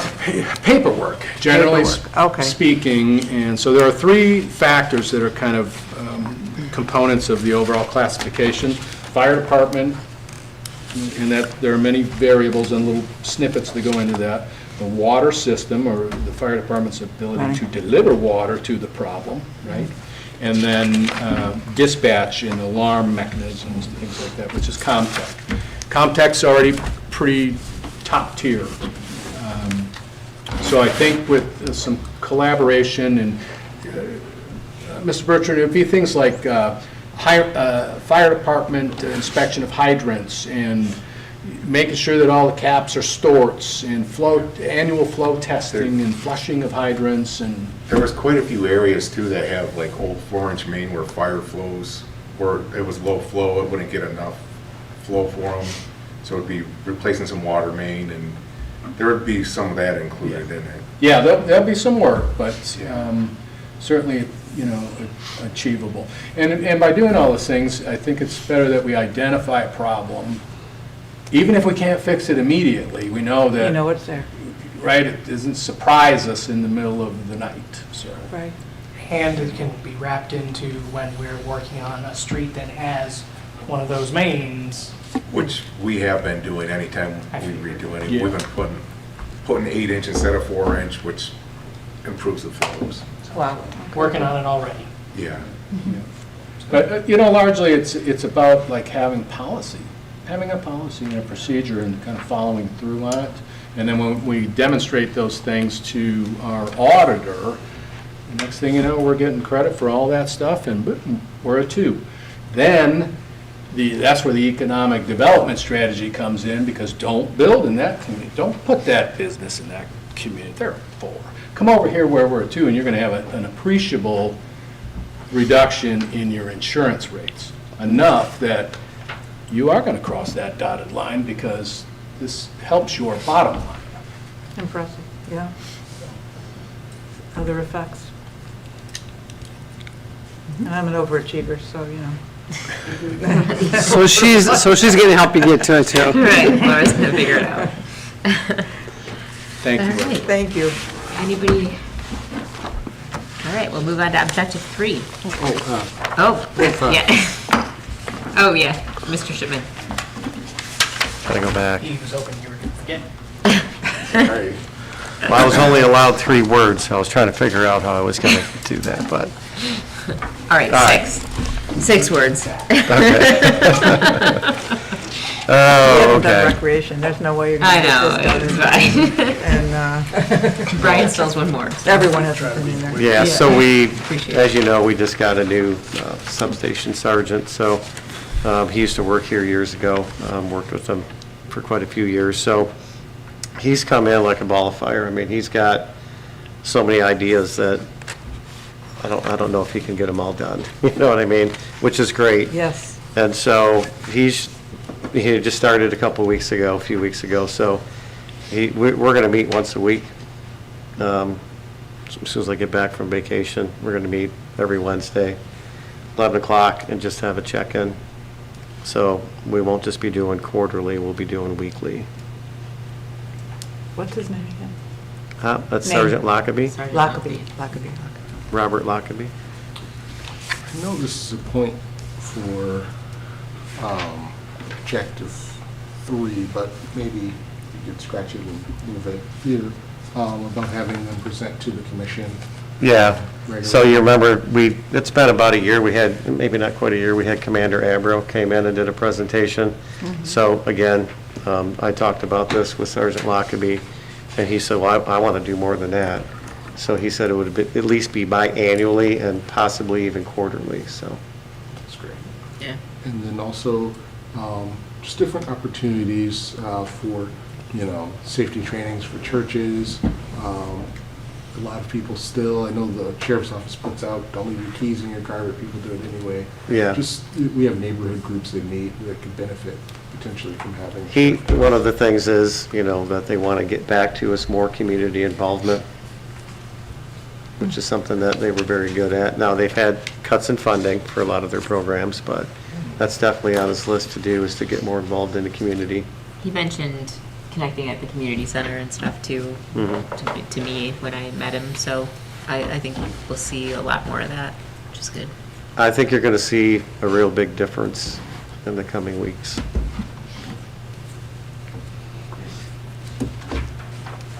All right. Are we good to move on to objective 3? I'm just curious, do police and fire meet regularly? No, not as frequently as we probably should. Seems like that would be reasonable. Yeah, Unofficially, right. they meet. Yeah. Right. Unofficially all the time. All right. Now, I'm looking at you, Commissioner Calhoun. Are we ready to move on to objective 3? Okay. A safe and clean community is an expectation for all residents, businesses, and visitors. Strategy 1, expand the Administrative Hearings Bureau to include rental properties and building code violations. So yes, we did amend ordinances so that the city's property maintenance code and then the rental registration and inspection ordinance are now enforced through the Administrative Hearings Bureau. So we have done that. Review and update the rental ordinance.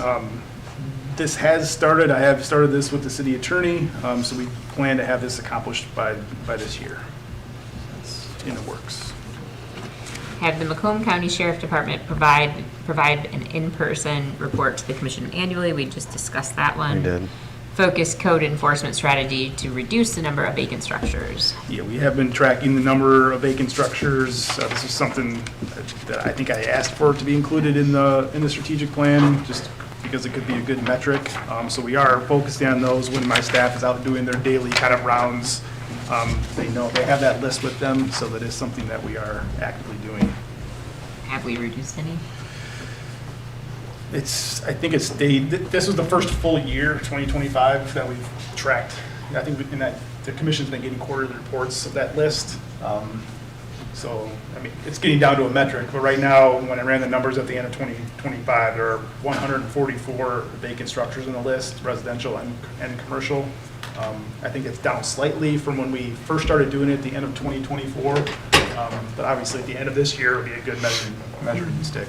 Okay. Focus code enforcement strategy to reduce, Yep, let's do so that. I just did, walkability is a priority for our community and neighborhoods. Continue the city's sidewalk program to improve walkability while identifying financial strategies to accelerate ADA ramps and pedestrian crossing improvements. Yeah, so we have been continuing the sidewalk program since its inception. Other than the downtown, which we had a presentation the other night, we made it completely through all the zones in the city.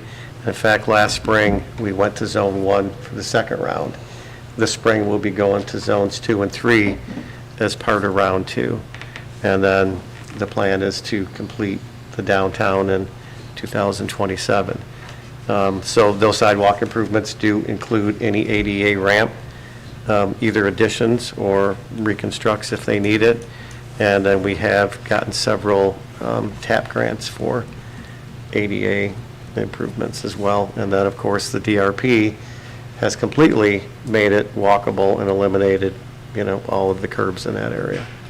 Aren't we applying for another ADA ramp and pedestrian crossing at the North Walnut crossing of Cass? That's going to be, an enhanced crossing is what we're trying for. Anybody else? One question for you, Brian. I haven't been to a hearing lately, but Tanya Grillo was talking about meeting to more standardization with respect to the fines and how they levy them at the Administrative Hearings Bureau, because it is just kind of like Yeah, we did have a off the top meeting, here. Myself, Greg, my enforcement staff, and the 2 hearings officers to have that discussion. And we're going to be doing some review, just in general, of the fines and fees themselves, so that there is some more uniformity. So, and they were both on board with that. Yeah, I know Tanya really wanted it.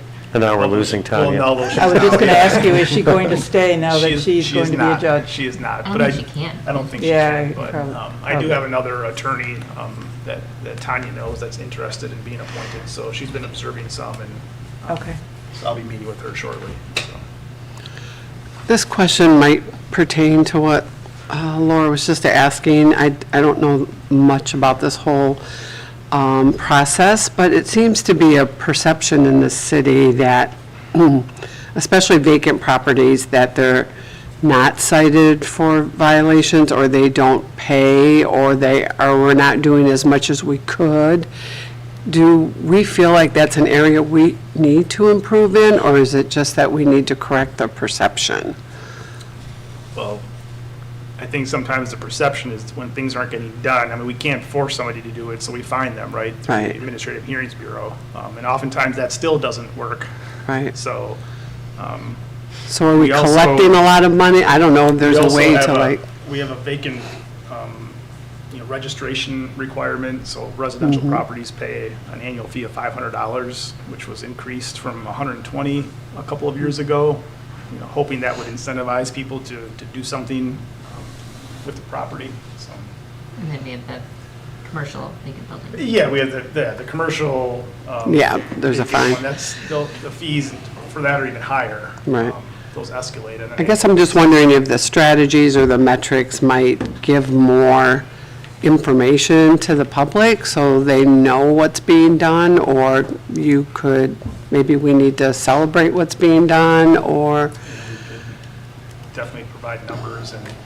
The problem is, if you're looking at a problem property, and, I mean, I've been going to these hearings for a while now, and one, the landlord doesn't show up, or the property owner, they fine them, then the fine goes up, then the fine goes up. I mean, and then they roll it into their taxes, and they open up a new AHB and start it all over again, and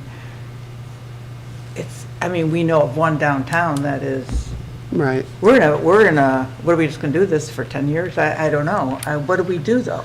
I don't know, is there? Well, I mean, that was part of what we discussed at our meeting. I mean, they can assess up to $10,000, right? And they could close the case, and they could open it back up, and they could assess another $10,000 if they want to. And it's like, we think it's time on some of these problem ones where they've made it clear that they don't care They don't care. about the fines or anything else, that maybe they need to find a way to make them care a little more. I think the perception is that the city's not aggressive enough. So what kind of guidance can we get, and how aggressive can we be, and why not?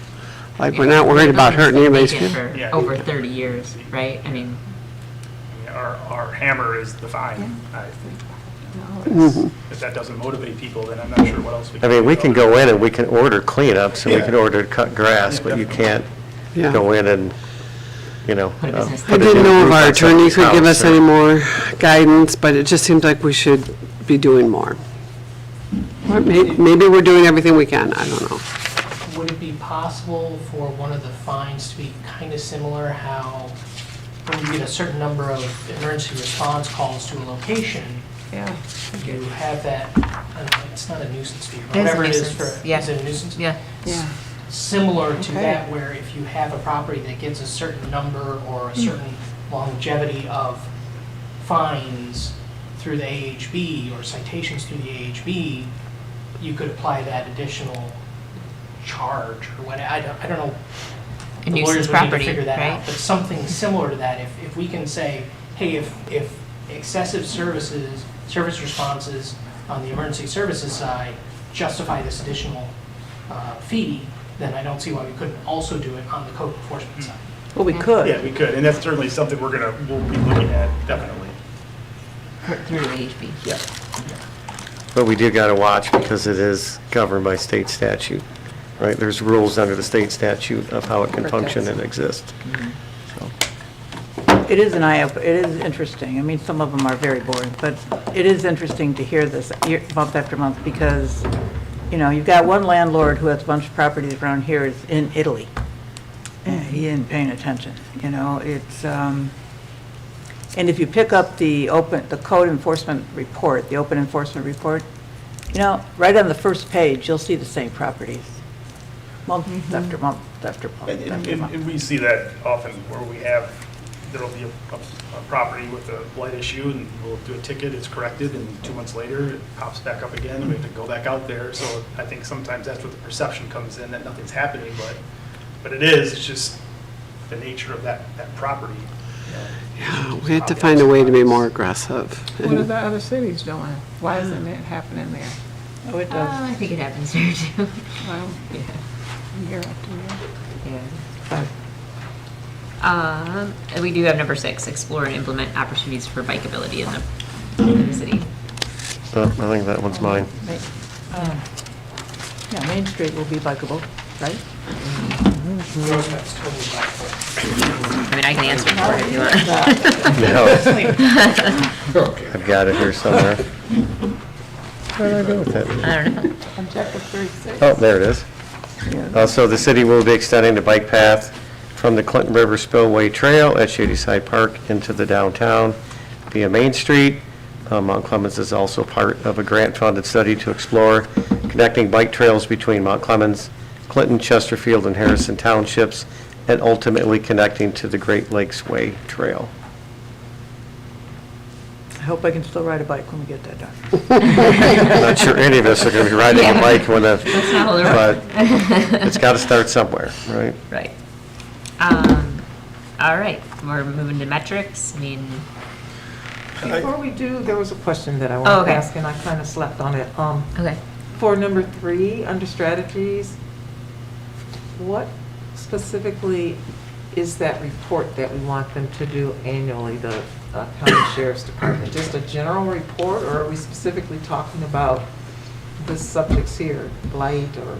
No, they come in and they usually give you a breakdown of the different call types, you know, how many they went on, where they were located, what Oh. they've done to improve crimes in certain areas, and so they've got that transparency dashboard, and we had that work session on Yeah, I think they do that for the it. planning commission, because when I was on that, they would come in and do Yeah. the breakdown. So they're Okay. basically breaking down that information that could be available on that transparency dashboard for us. Okay, I It got gives us an opportunity to ask them questions too. Okay. But what the dashboard doesn't tell you is what they've done on their end to, you know, correct some of these hot spots, so to speak. Right, right. So the other thing I wanted to mention, and I thought somewhere in here we talked about the tenant landlord's handbook, or did I see that somewhere, that there would be a tenant landlord, or was that in, where is it? I don't think it's, Oh, this is it in just the here? rental ordinance. I just wanted to say that there are a lot of tenants that I've run into who don't know their rights at all. And I'm going to give you a scenario. When I was running for this seat, I met a young man who lives in a building. It's a large frame house that the owner has carved up into 8 apartments. And he does not allow his tenants to use that address. So this young man could not vote because he didn't have a registered address, because he told them you cannot use this address, basically because he's doing something illegal by having these apartments carved up like that. You know, it probably does not have the zoning permission to do what he's doing. So that's the kind of thing where the tenants need to know that no one can strip you away from your rights to where you pay rent to use that address and to be able to vote, and Right. become a registered voter. So I'm just saying, if there's any way that we can take a closer look at how misinformed some of these tenants are, I think that we would benefit from that, and the city would benefit from it. Did you report that problem? Is there something we should be concerned Yeah, about? 'cause that, You know, I that's, do have the address, and until this moment, I had totally forgotten about it, because there were so Okay. many things that I had notes on. Right. But I will find his address. Yeah, because especially if that was recently done, I mean, there's a ordinance from a long time ago that, That's horrible. from Yeah, it during the is. recession, wasn't it, when we did, where people can't take single-family houses and divide them into. Oh, no, you have to get, yeah. you need Right, so I mean, approvals that for would have It's- been, and he probably knows that, that's why he's, right, so, Yeah, yeah. you're probably not registered as a rental. Right, that too. Yeah. On that point, the city of Ann Arbor, it's actually in the charter that requires that new renters get a handbook. Portion of it is written by the city attorney, a portion of it is written by private attorneys that the city has worked with just very basic information on the rights of tenants. Could be something that would be hard for us to create and perhaps have landlords present it to tenants in mind and getting a lease. Although if it's an illegal lease, you'll have gotten it. But still having it available on the website makes it accessible to people who are then Googling, what to do about this situation. Sure. The state of Michigan produces a document too, it's tenant landlord rights and responsibilities. We do provide that to tenants when, they come into the office. If they ask But questions. we deal primarily with landlords, right? We don't have a relationship with tenants. So sometimes it's difficult to get that information from the city to them, but it is available. Perhaps, well, I would like to follow up on the rental ordinance in the future. Yeah. I think. Love to hear the direction you guys want to take that and how that more. Okay, is there any, on the metrics, anybody want to comment on the metrics? No. But can we make that a strategy to help better inform tenants? And then there could be a metric maybe that would measure that, but that seems to point to the objective of having a safe and clean community for residents. Would there be, I'm sorry, Yeah, okay, would there be an appetite for a dollar figure for how much we brought in through the AHP? Yes, You and, want to know that? yeah, you do know that number, right? You have that number. and whether it's more than the year before, or Right now, but. We forgive a lot too, because if they get it done, Yeah. but I think there has to be a minimum. I don't care if you end up at the AHB because you that was part haven't of our done it. discussion. That was part of Yeah. our discussion. Yeah, sorry. Yeah, you're gonna, if you actually get to here, you've had so many chances, you're I gonna pay agree. something. well, yeah, all the time and effort that went to getting them Yeah. there, yeah. It's And a lot of- especially since there's a lot of landlords. There's a lot of, there's a lot of paperwork. There is, and the attorneys and the John and Gary's time. I mean, it's, but, yeah. All right, I think we can move on to our last. Can we but look not- later, maybe just review these metrics? Not necessarily right. Yeah. Okay. that's fine. Maybe, yeah, Then a I'm sure second that version. they're- Yeah, yeah. Last but not least, recreation, creating impactful recreation. No, Did I skip capital something? improvements. Oh, You might have lost a page. I lost a page. I wasn't sorry. gonna tell her. Page Weren't you guys gonna 16. tell her? Can I have it? I mean, if you want to skip it, we can. She didn't have it. All right, sorry, Lenny. Capital improvements. Capital improvements heavily impact the quality of life and must be effectively and strategically addressed. Objective 1, improve the city infrastructure through a needs assessment and convey those successes to the residents. Strategy 1, emphasize educating the public on our current capital improvement efforts by developing a plan of action on how to communicate construction projects to business and residents. I mean, we've Right. talked about this, right, our mechanisms of doing that. So Yeah. I think we've covered that about 3 times now. So unless we want to come up with something different, we can go down to 2. Oversee a feasible, actionable, and sustainable funding strategy for the city's CIP needs built on community input, fiscal realities, and affordability that can be incorporated into the 24-25 fiscal year budget. So the budget process begins in February and includes a review of the CIP, water and sewer rates, and the 5-year projection. meetings with the commission include a water and sewer rate meeting, a 5-year projection and budget meeting, and there is also a public hearing on the budget.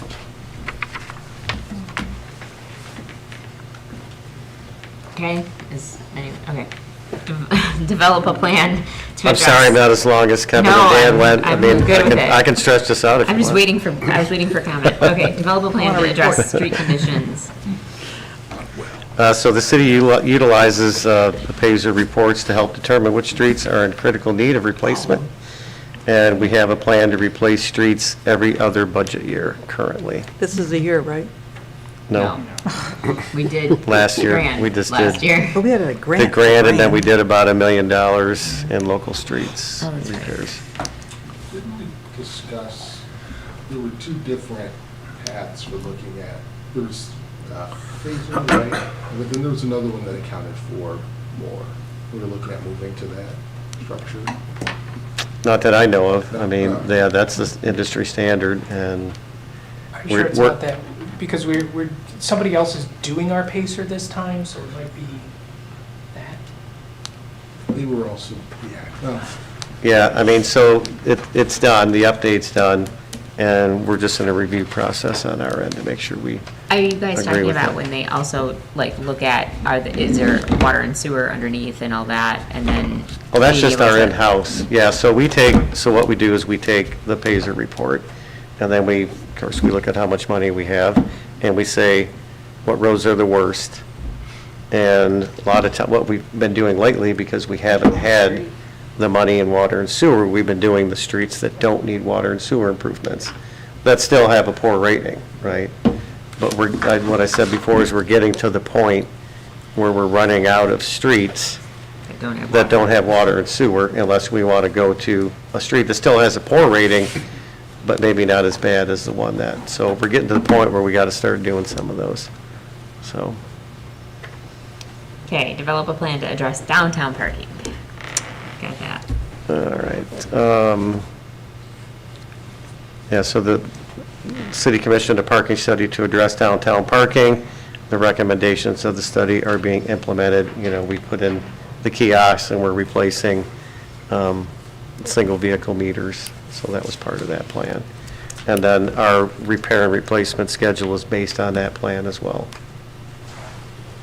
Monitor the cost of the GLWA connection project with a focus on customer affordability. Yep, so Fishbeck represents the city to keep engineering and construction costs within budget on this project. So we have weekly construction meetings during the construction season, and to date, the project is still on budget. Investigate opportunities to continue to enhance the city's capital improvement planning process. Consider tools that streamline the process. Because Plant Moran handles our CIP, I mean, they've got all the tools and resources they could possibly have, so, you know, we have them at our disposal and all of their resources. Can we include something there, you know, we had the work session on the dumpster issue, and then we kind of, unless you guys addressed it while I was. Yeah, no, so where that's left at, right, 'cause remember I came to you and I had a plan, and then some people were opposed to it. And so you notice that there's 2 dumpsters still sitting in the street. Yes. And so the one dumpster is La Taqueria Pinguino. Screw that. The taco place. The taco place. Yep, and so I talked to the landlord's representative there and said, hey, you know, we can't put this back here. So I wanted him to share with one of the New Street lot dumpsters. So he was supposed to be checking with one of the owners there that he knew well to share. I'm going to have to touch base with him again. The other one is shared by, Cherry Street Mall. huh? It's the Cherry Street Mall. It's my dumpster. What one? The other one that's on the street. Well, that one that's on the street is claimed to be owned by Mr. Lucido and 85. They say they share that. It's the Cherry Street Mall. And do it a lot. I don't want to tell you, sent me a picture of it because we didn't know whose it was, right? Who pays the bill? And so, because if we didn't find out, we were just going to haul it, because then you find out whose it is if you take it over I to. thought it was in the corral and it's Yeah, well, I'll have to check on that because what went in the corral is supposedly what was in the lot. So I'll have to verify that with Jeff when he gets back, but And the bottom dumpsters line have been is- moving around at night. So, in talking to them, right, so I explained, because they want to know where their dumpster can go, because it was over on Cherry Street. So I explained that, the whole story, and that, we were looking to put a third enclosure there, there was some opposition to it, and it was recommended that the enclosure be put over in Market Street lot. So now they're opposed to that, because that's too far, and New Street's too far, and they want it where I wanted to put it. So where this is right now is back in your court, quite honestly, because we got pretty much two choices here. We can say we've got two enclosures, and we can pass an ordinance like we talked about, stating that everybody will participate in using these dumpsters unless they can provide a viable means to get rid of their trash. And say, anybody that complains, say, well, that's what we're doing.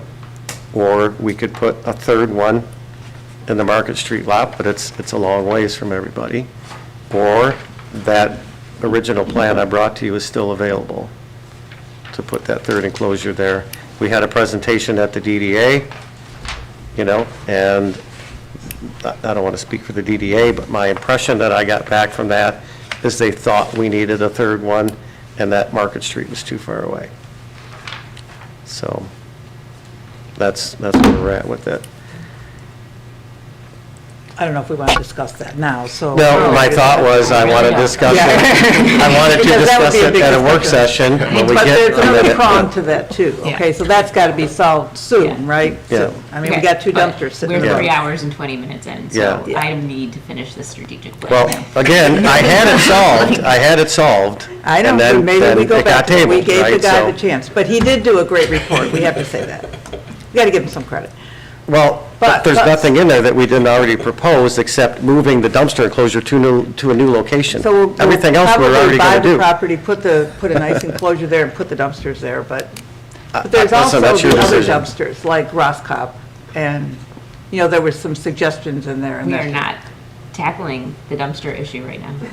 But should it be in their strategic plan? That's my question. No. Now, I don't want to talk about dumpsters, but I'm just saying, should it be something that we look at? The master plan. Yes, maybe it's in the master plan, but it seems like something that we should look at. Yeah, I mean, hey, we can put it in here, but, and we're not going to talk about dumpsters, I know, but I'm going Right, to tell we you, don't wanna talk about no matter what you do, somebody's going to complain.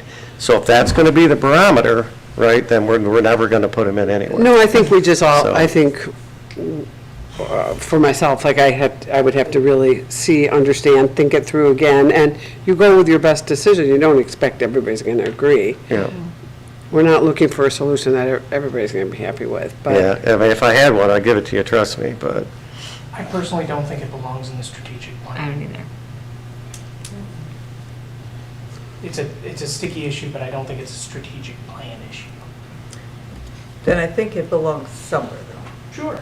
It needs to be On the resolved. agenda. Yes, For well, another meeting. It's going to One sneak agenda up on will us never do real it. soon. yeah. Dumpster We already wars. did. we did. And we need to have another one if we can squeeze one in somewhere, but we got a lot of stuff going on, so. All right, I'm Let's pushing have it this along uptown where we because can this see is getting uptown. a little crazy. So, okay, anyone else No, why? on capital improvements, please? You were finishing up metro. I heard some, You didn't. do we need the metro, yeah. Do we, No, let's just read them, so. Yeah. Public. does anyone have any, okay. Okay, let's move to recreation. Last but not least, Carl. Recreation. Everybody loves Carl, it's a good way to end. I know, right? Recreation, creating impactful recreational opportunities within the city to enhance the quality of life for all residents and visitors. Objective 1, recreation for all city residents will be enhanced as resources allow and collaborations are forged. Strategies 1, conduct a feasibility study of all facilities and grounds related to recreation with a recommended action plan for a service delivery to include consolidation options. Carl? So in July, we got our rec advisory board back operational. This is a task that we are going to have as we work on building our master plan, our master recreation plan. But in essence, the essence of it is the Mount Clemens Recreation Department currently operates with minimal staffing, one full-time director, one part-time staff member, and some wonderful volunteers.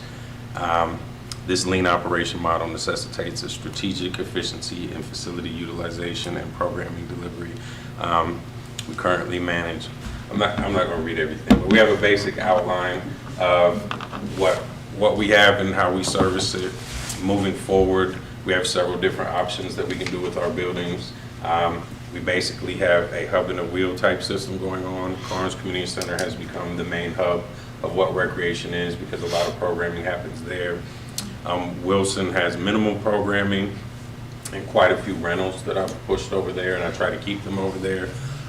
With our new system that we upgraded our software to, it kind of makes it a lot easier because it's online. People can go on there, look at the calendar, see if there's a vacancy, and I'll put in a rental request, which we then accept or reject depending on what's going on. I think that's great moving forward with Wilson, and I'd like to try and push a majority of our rentals over to that area, but still have programming because I don't want to leave anybody in the city out. As far as Mount Clemens Community Center on Groesbeck, Meals on Wheels has began operations in the community center, and they just got state approval to do their in-dine services, so that will be starting shortly. So it seems like that would be a great location for us to have a senior center and to move some of our senior programming over there so that that building is utilized. And then Carnes Community Center continue what we're doing as far as our outside parks, looking for different grant opportunities so that we can enhance them. We've already done, through Brian's work, some great improvements over at Carnes Community Center with the outdoor park, and we're currently working on the park expansion. We also have the availability to do some work over at Lawndale with some other CDBG funds.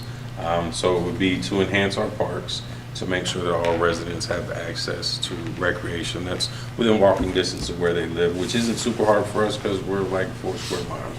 So we should be able to put things, put nice services in areas where all of our citizens can reach them. From a consolidation standpoint, of course, it would be to minimize services at Groesbeck, to completely turn Wilson into just rentals, which I think there'd probably be some community pushback if we didn't at least have some programming over there. And with Carnes, we've done so much with capital improvements and we still have money left to improve it that it wouldn't make sense to do anything but keep that building open.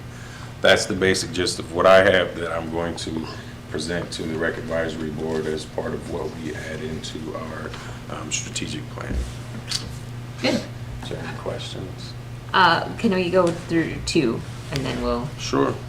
work with local entities to add recreation opportunities, is like through partnerships? Yeah, so 2 and 4 kind of go together, if everybody notices.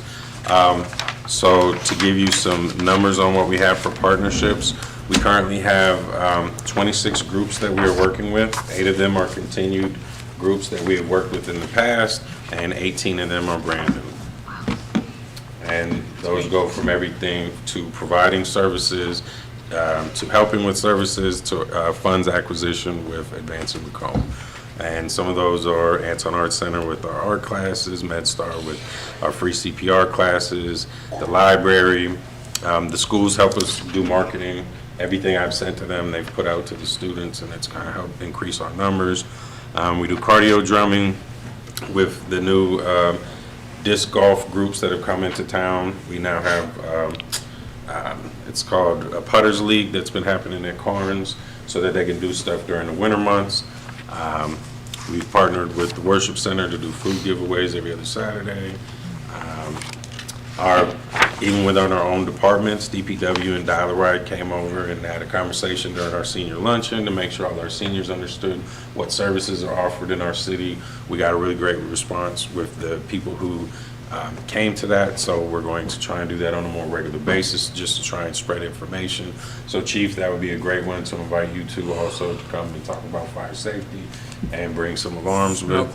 I'm not going to read everyone that's on the list, but that's what we have as far as partnerships. Don't forget DEA. Yeah, the DDA. Which you'll be hearing about soon. We're going to do a partnership for our Easter egg Easter event in downtown Mount Clemens. So that way we can bring in everybody to come, and Mickey is graciously helping me bring in all of, or a lot of our businesses that are downtown, because this will help benefit them. The more people we can get, we've got about 14,000 eggs, which afterwards I got a really good idea on how we actually make that happen. Well, we already have the eggs, so we'll talk after. A lot of eggs. Yes, we have a lot of eggs. Every commissioner has to stuff 2,000 eggs. Start now. All right. Okay, does anybody have any questions on any of those before we get to 3, 5, and 6? Just want to thank you for what you're doing with the Groesbeck Community Center. I've stopped and we've talked about it. I've talked to Mayor Pye today. Very happy to see programming. We're happy to see things happening there. I'm done. Awesome. Anybody else? All right, Carl, 3, 5, and 6. Yes, so seeking financial resources. So we have gone after, we've had some wonderful partners with donations. We've gone after some grants and one compensation for a group that I'm a part of, a think tank. So for specifically programming, we have gotten $25,675 that we can use specifically for programming. For capital improvements and programming, everything together, we had a total possible of $497,250. But one grant we didn't get, but that was for $25,000. That was mayoral grant. So I didn't deny them an no, organization. yeah. The mayor Yeah. sent it to me to go after, and we didn't get chosen by the group. It was a Mayoral Alliance grant for No Kids Hungry to help us work on feeding kids through the summertime. So we ended up with $472,250 for capital improvements and for programming. Part of that was CDBG funds that Brian went after and got for the parks, as well as for Carnes, the kitchen upgrades, and then a big chunk of that was also the HUD grant that we got. And some of what we've already done is kitchen equipment upgrades, technology upgrades at Carnes, playground at Carnes, also city funds that were spent to put disc golf in at Shadyside, and then the lighting upgrades that are happening right now. And all of those total so far to be $258,655.52. There's still 200 to go, Yes. roughly. Yes. We still have money to spend to continue doing upgrades at Carnes, as well as there are some options for some improvements at Lawndale Park that we're working on, plus the planning stages now that are for the playground expansion. It just hasn't been solidified. I believe the money's there. We just got to get all the planning finished. Are they putting the water out at Lawndale like for the ice skating? Yep, so it needs to be thoroughly frosted in the ground to make sure that the water stays. But we also have, for the first year, as long as it should be feasible, we have 2 hockey nets that when they go to flood everything, we're going to put out there so that they freeze in, because there's apparently at Lawndale quite a bit of activity that happens, and there's a lot of kids that play hockey out there, and they just kind of shoot into the snowbanks. So we're going to put some nets out there that we have.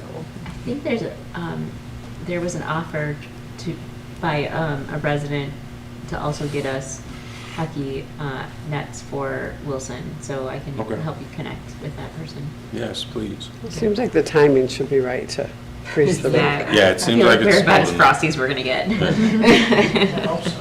Yeah.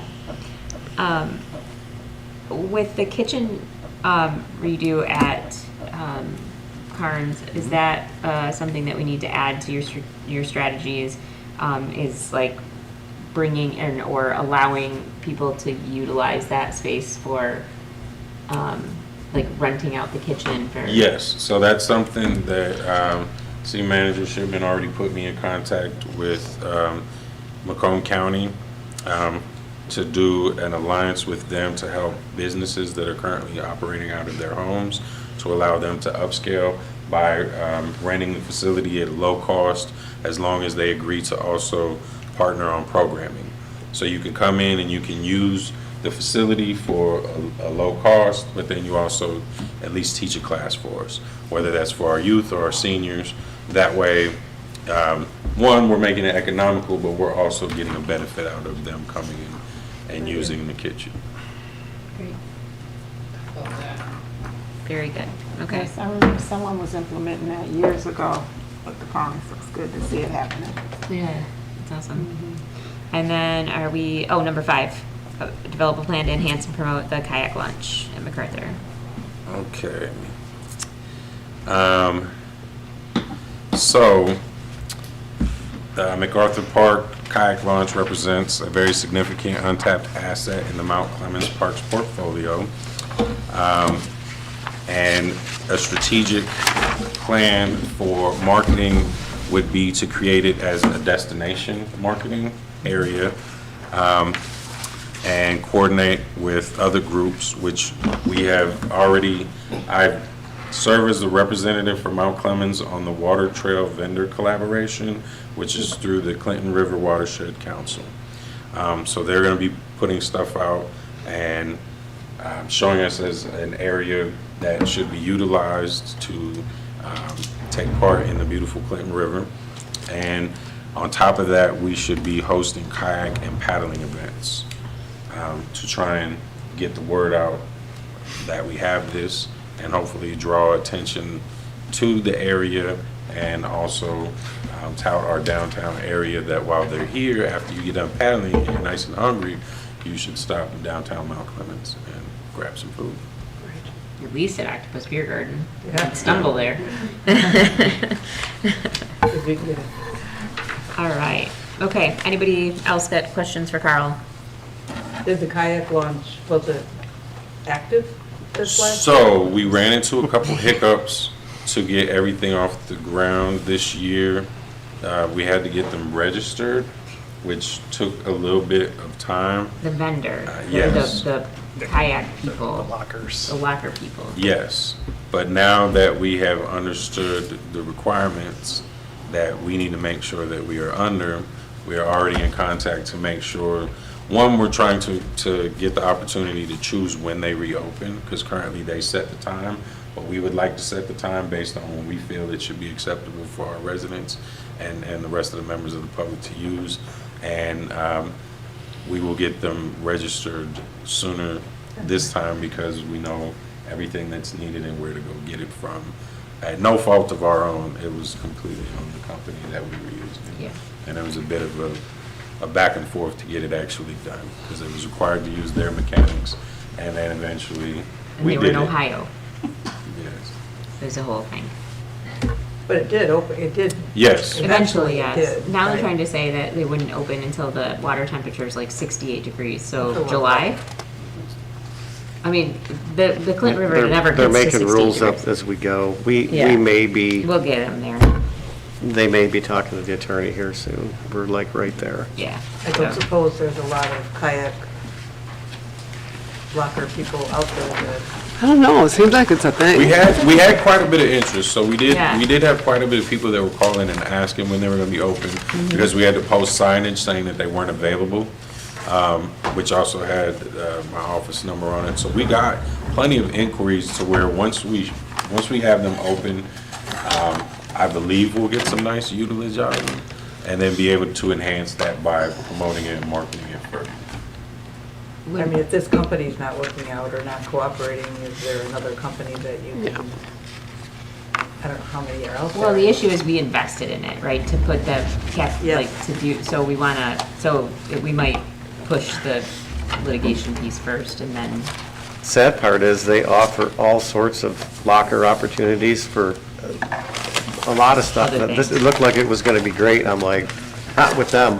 not at this point, know. but we're hoping we can get them to maybe just have some different staffing maybe, and maybe we can get them there, right? I mean, but it wasn't real promising at the end of it. That's too bad. Well, hopefully, with the city attorney's help, we'll be able to just maintain more power over how they're utilizing what happens. Because I believe, if I'm not mistaken, after 5 years, they become ours. They're ours, yeah. Yeah, so, Oh, the lockers are there. Right. yeah. Yeah, so. All right, well, thank you, everybody. I'll ask for, oh my God. Didn't I? No, I think. Pretty Yeah, I sure went we through a did. number of partnerships, Yeah. grants and projects. And we're not going to give anybody an opportunity to comment. You were sleeping over there. Yep. You have one Yes, I'm sure. overarching point, Yeah. not to discuss this evening, but maybe something that the committee could talk about and the commission can talk about later. Yep. It might be it might be good for us to add in something about homelessness to this retention plan. Okay. But that's a conversation I think. Maybe under safety. Can work on under safety. I think that's a great idea. Maybe even just acknowledging the ad hoc committee and the recommendations that we plan to have at the end of the year and all that kind of thing. That sounds good to me. Okay. And I think we need to put a section in for Lenny because he got off scot-free tonight. Yeah. One of the Yeah. most important. Right, exactly. Yeah, exactly. All right, well, I'll ask for commissioner comments. I'm not gonna go each, but whoever. I'll pass. Okay. All right, seeing none, then I will entertain a motion to adjourn the work session. Support. All those in favor? Aye. Any opposed? Thank you, everyone, for all the work tonight, and have a great night. Good thing we fed him. No We would have been kidding. getting hangry. I would have been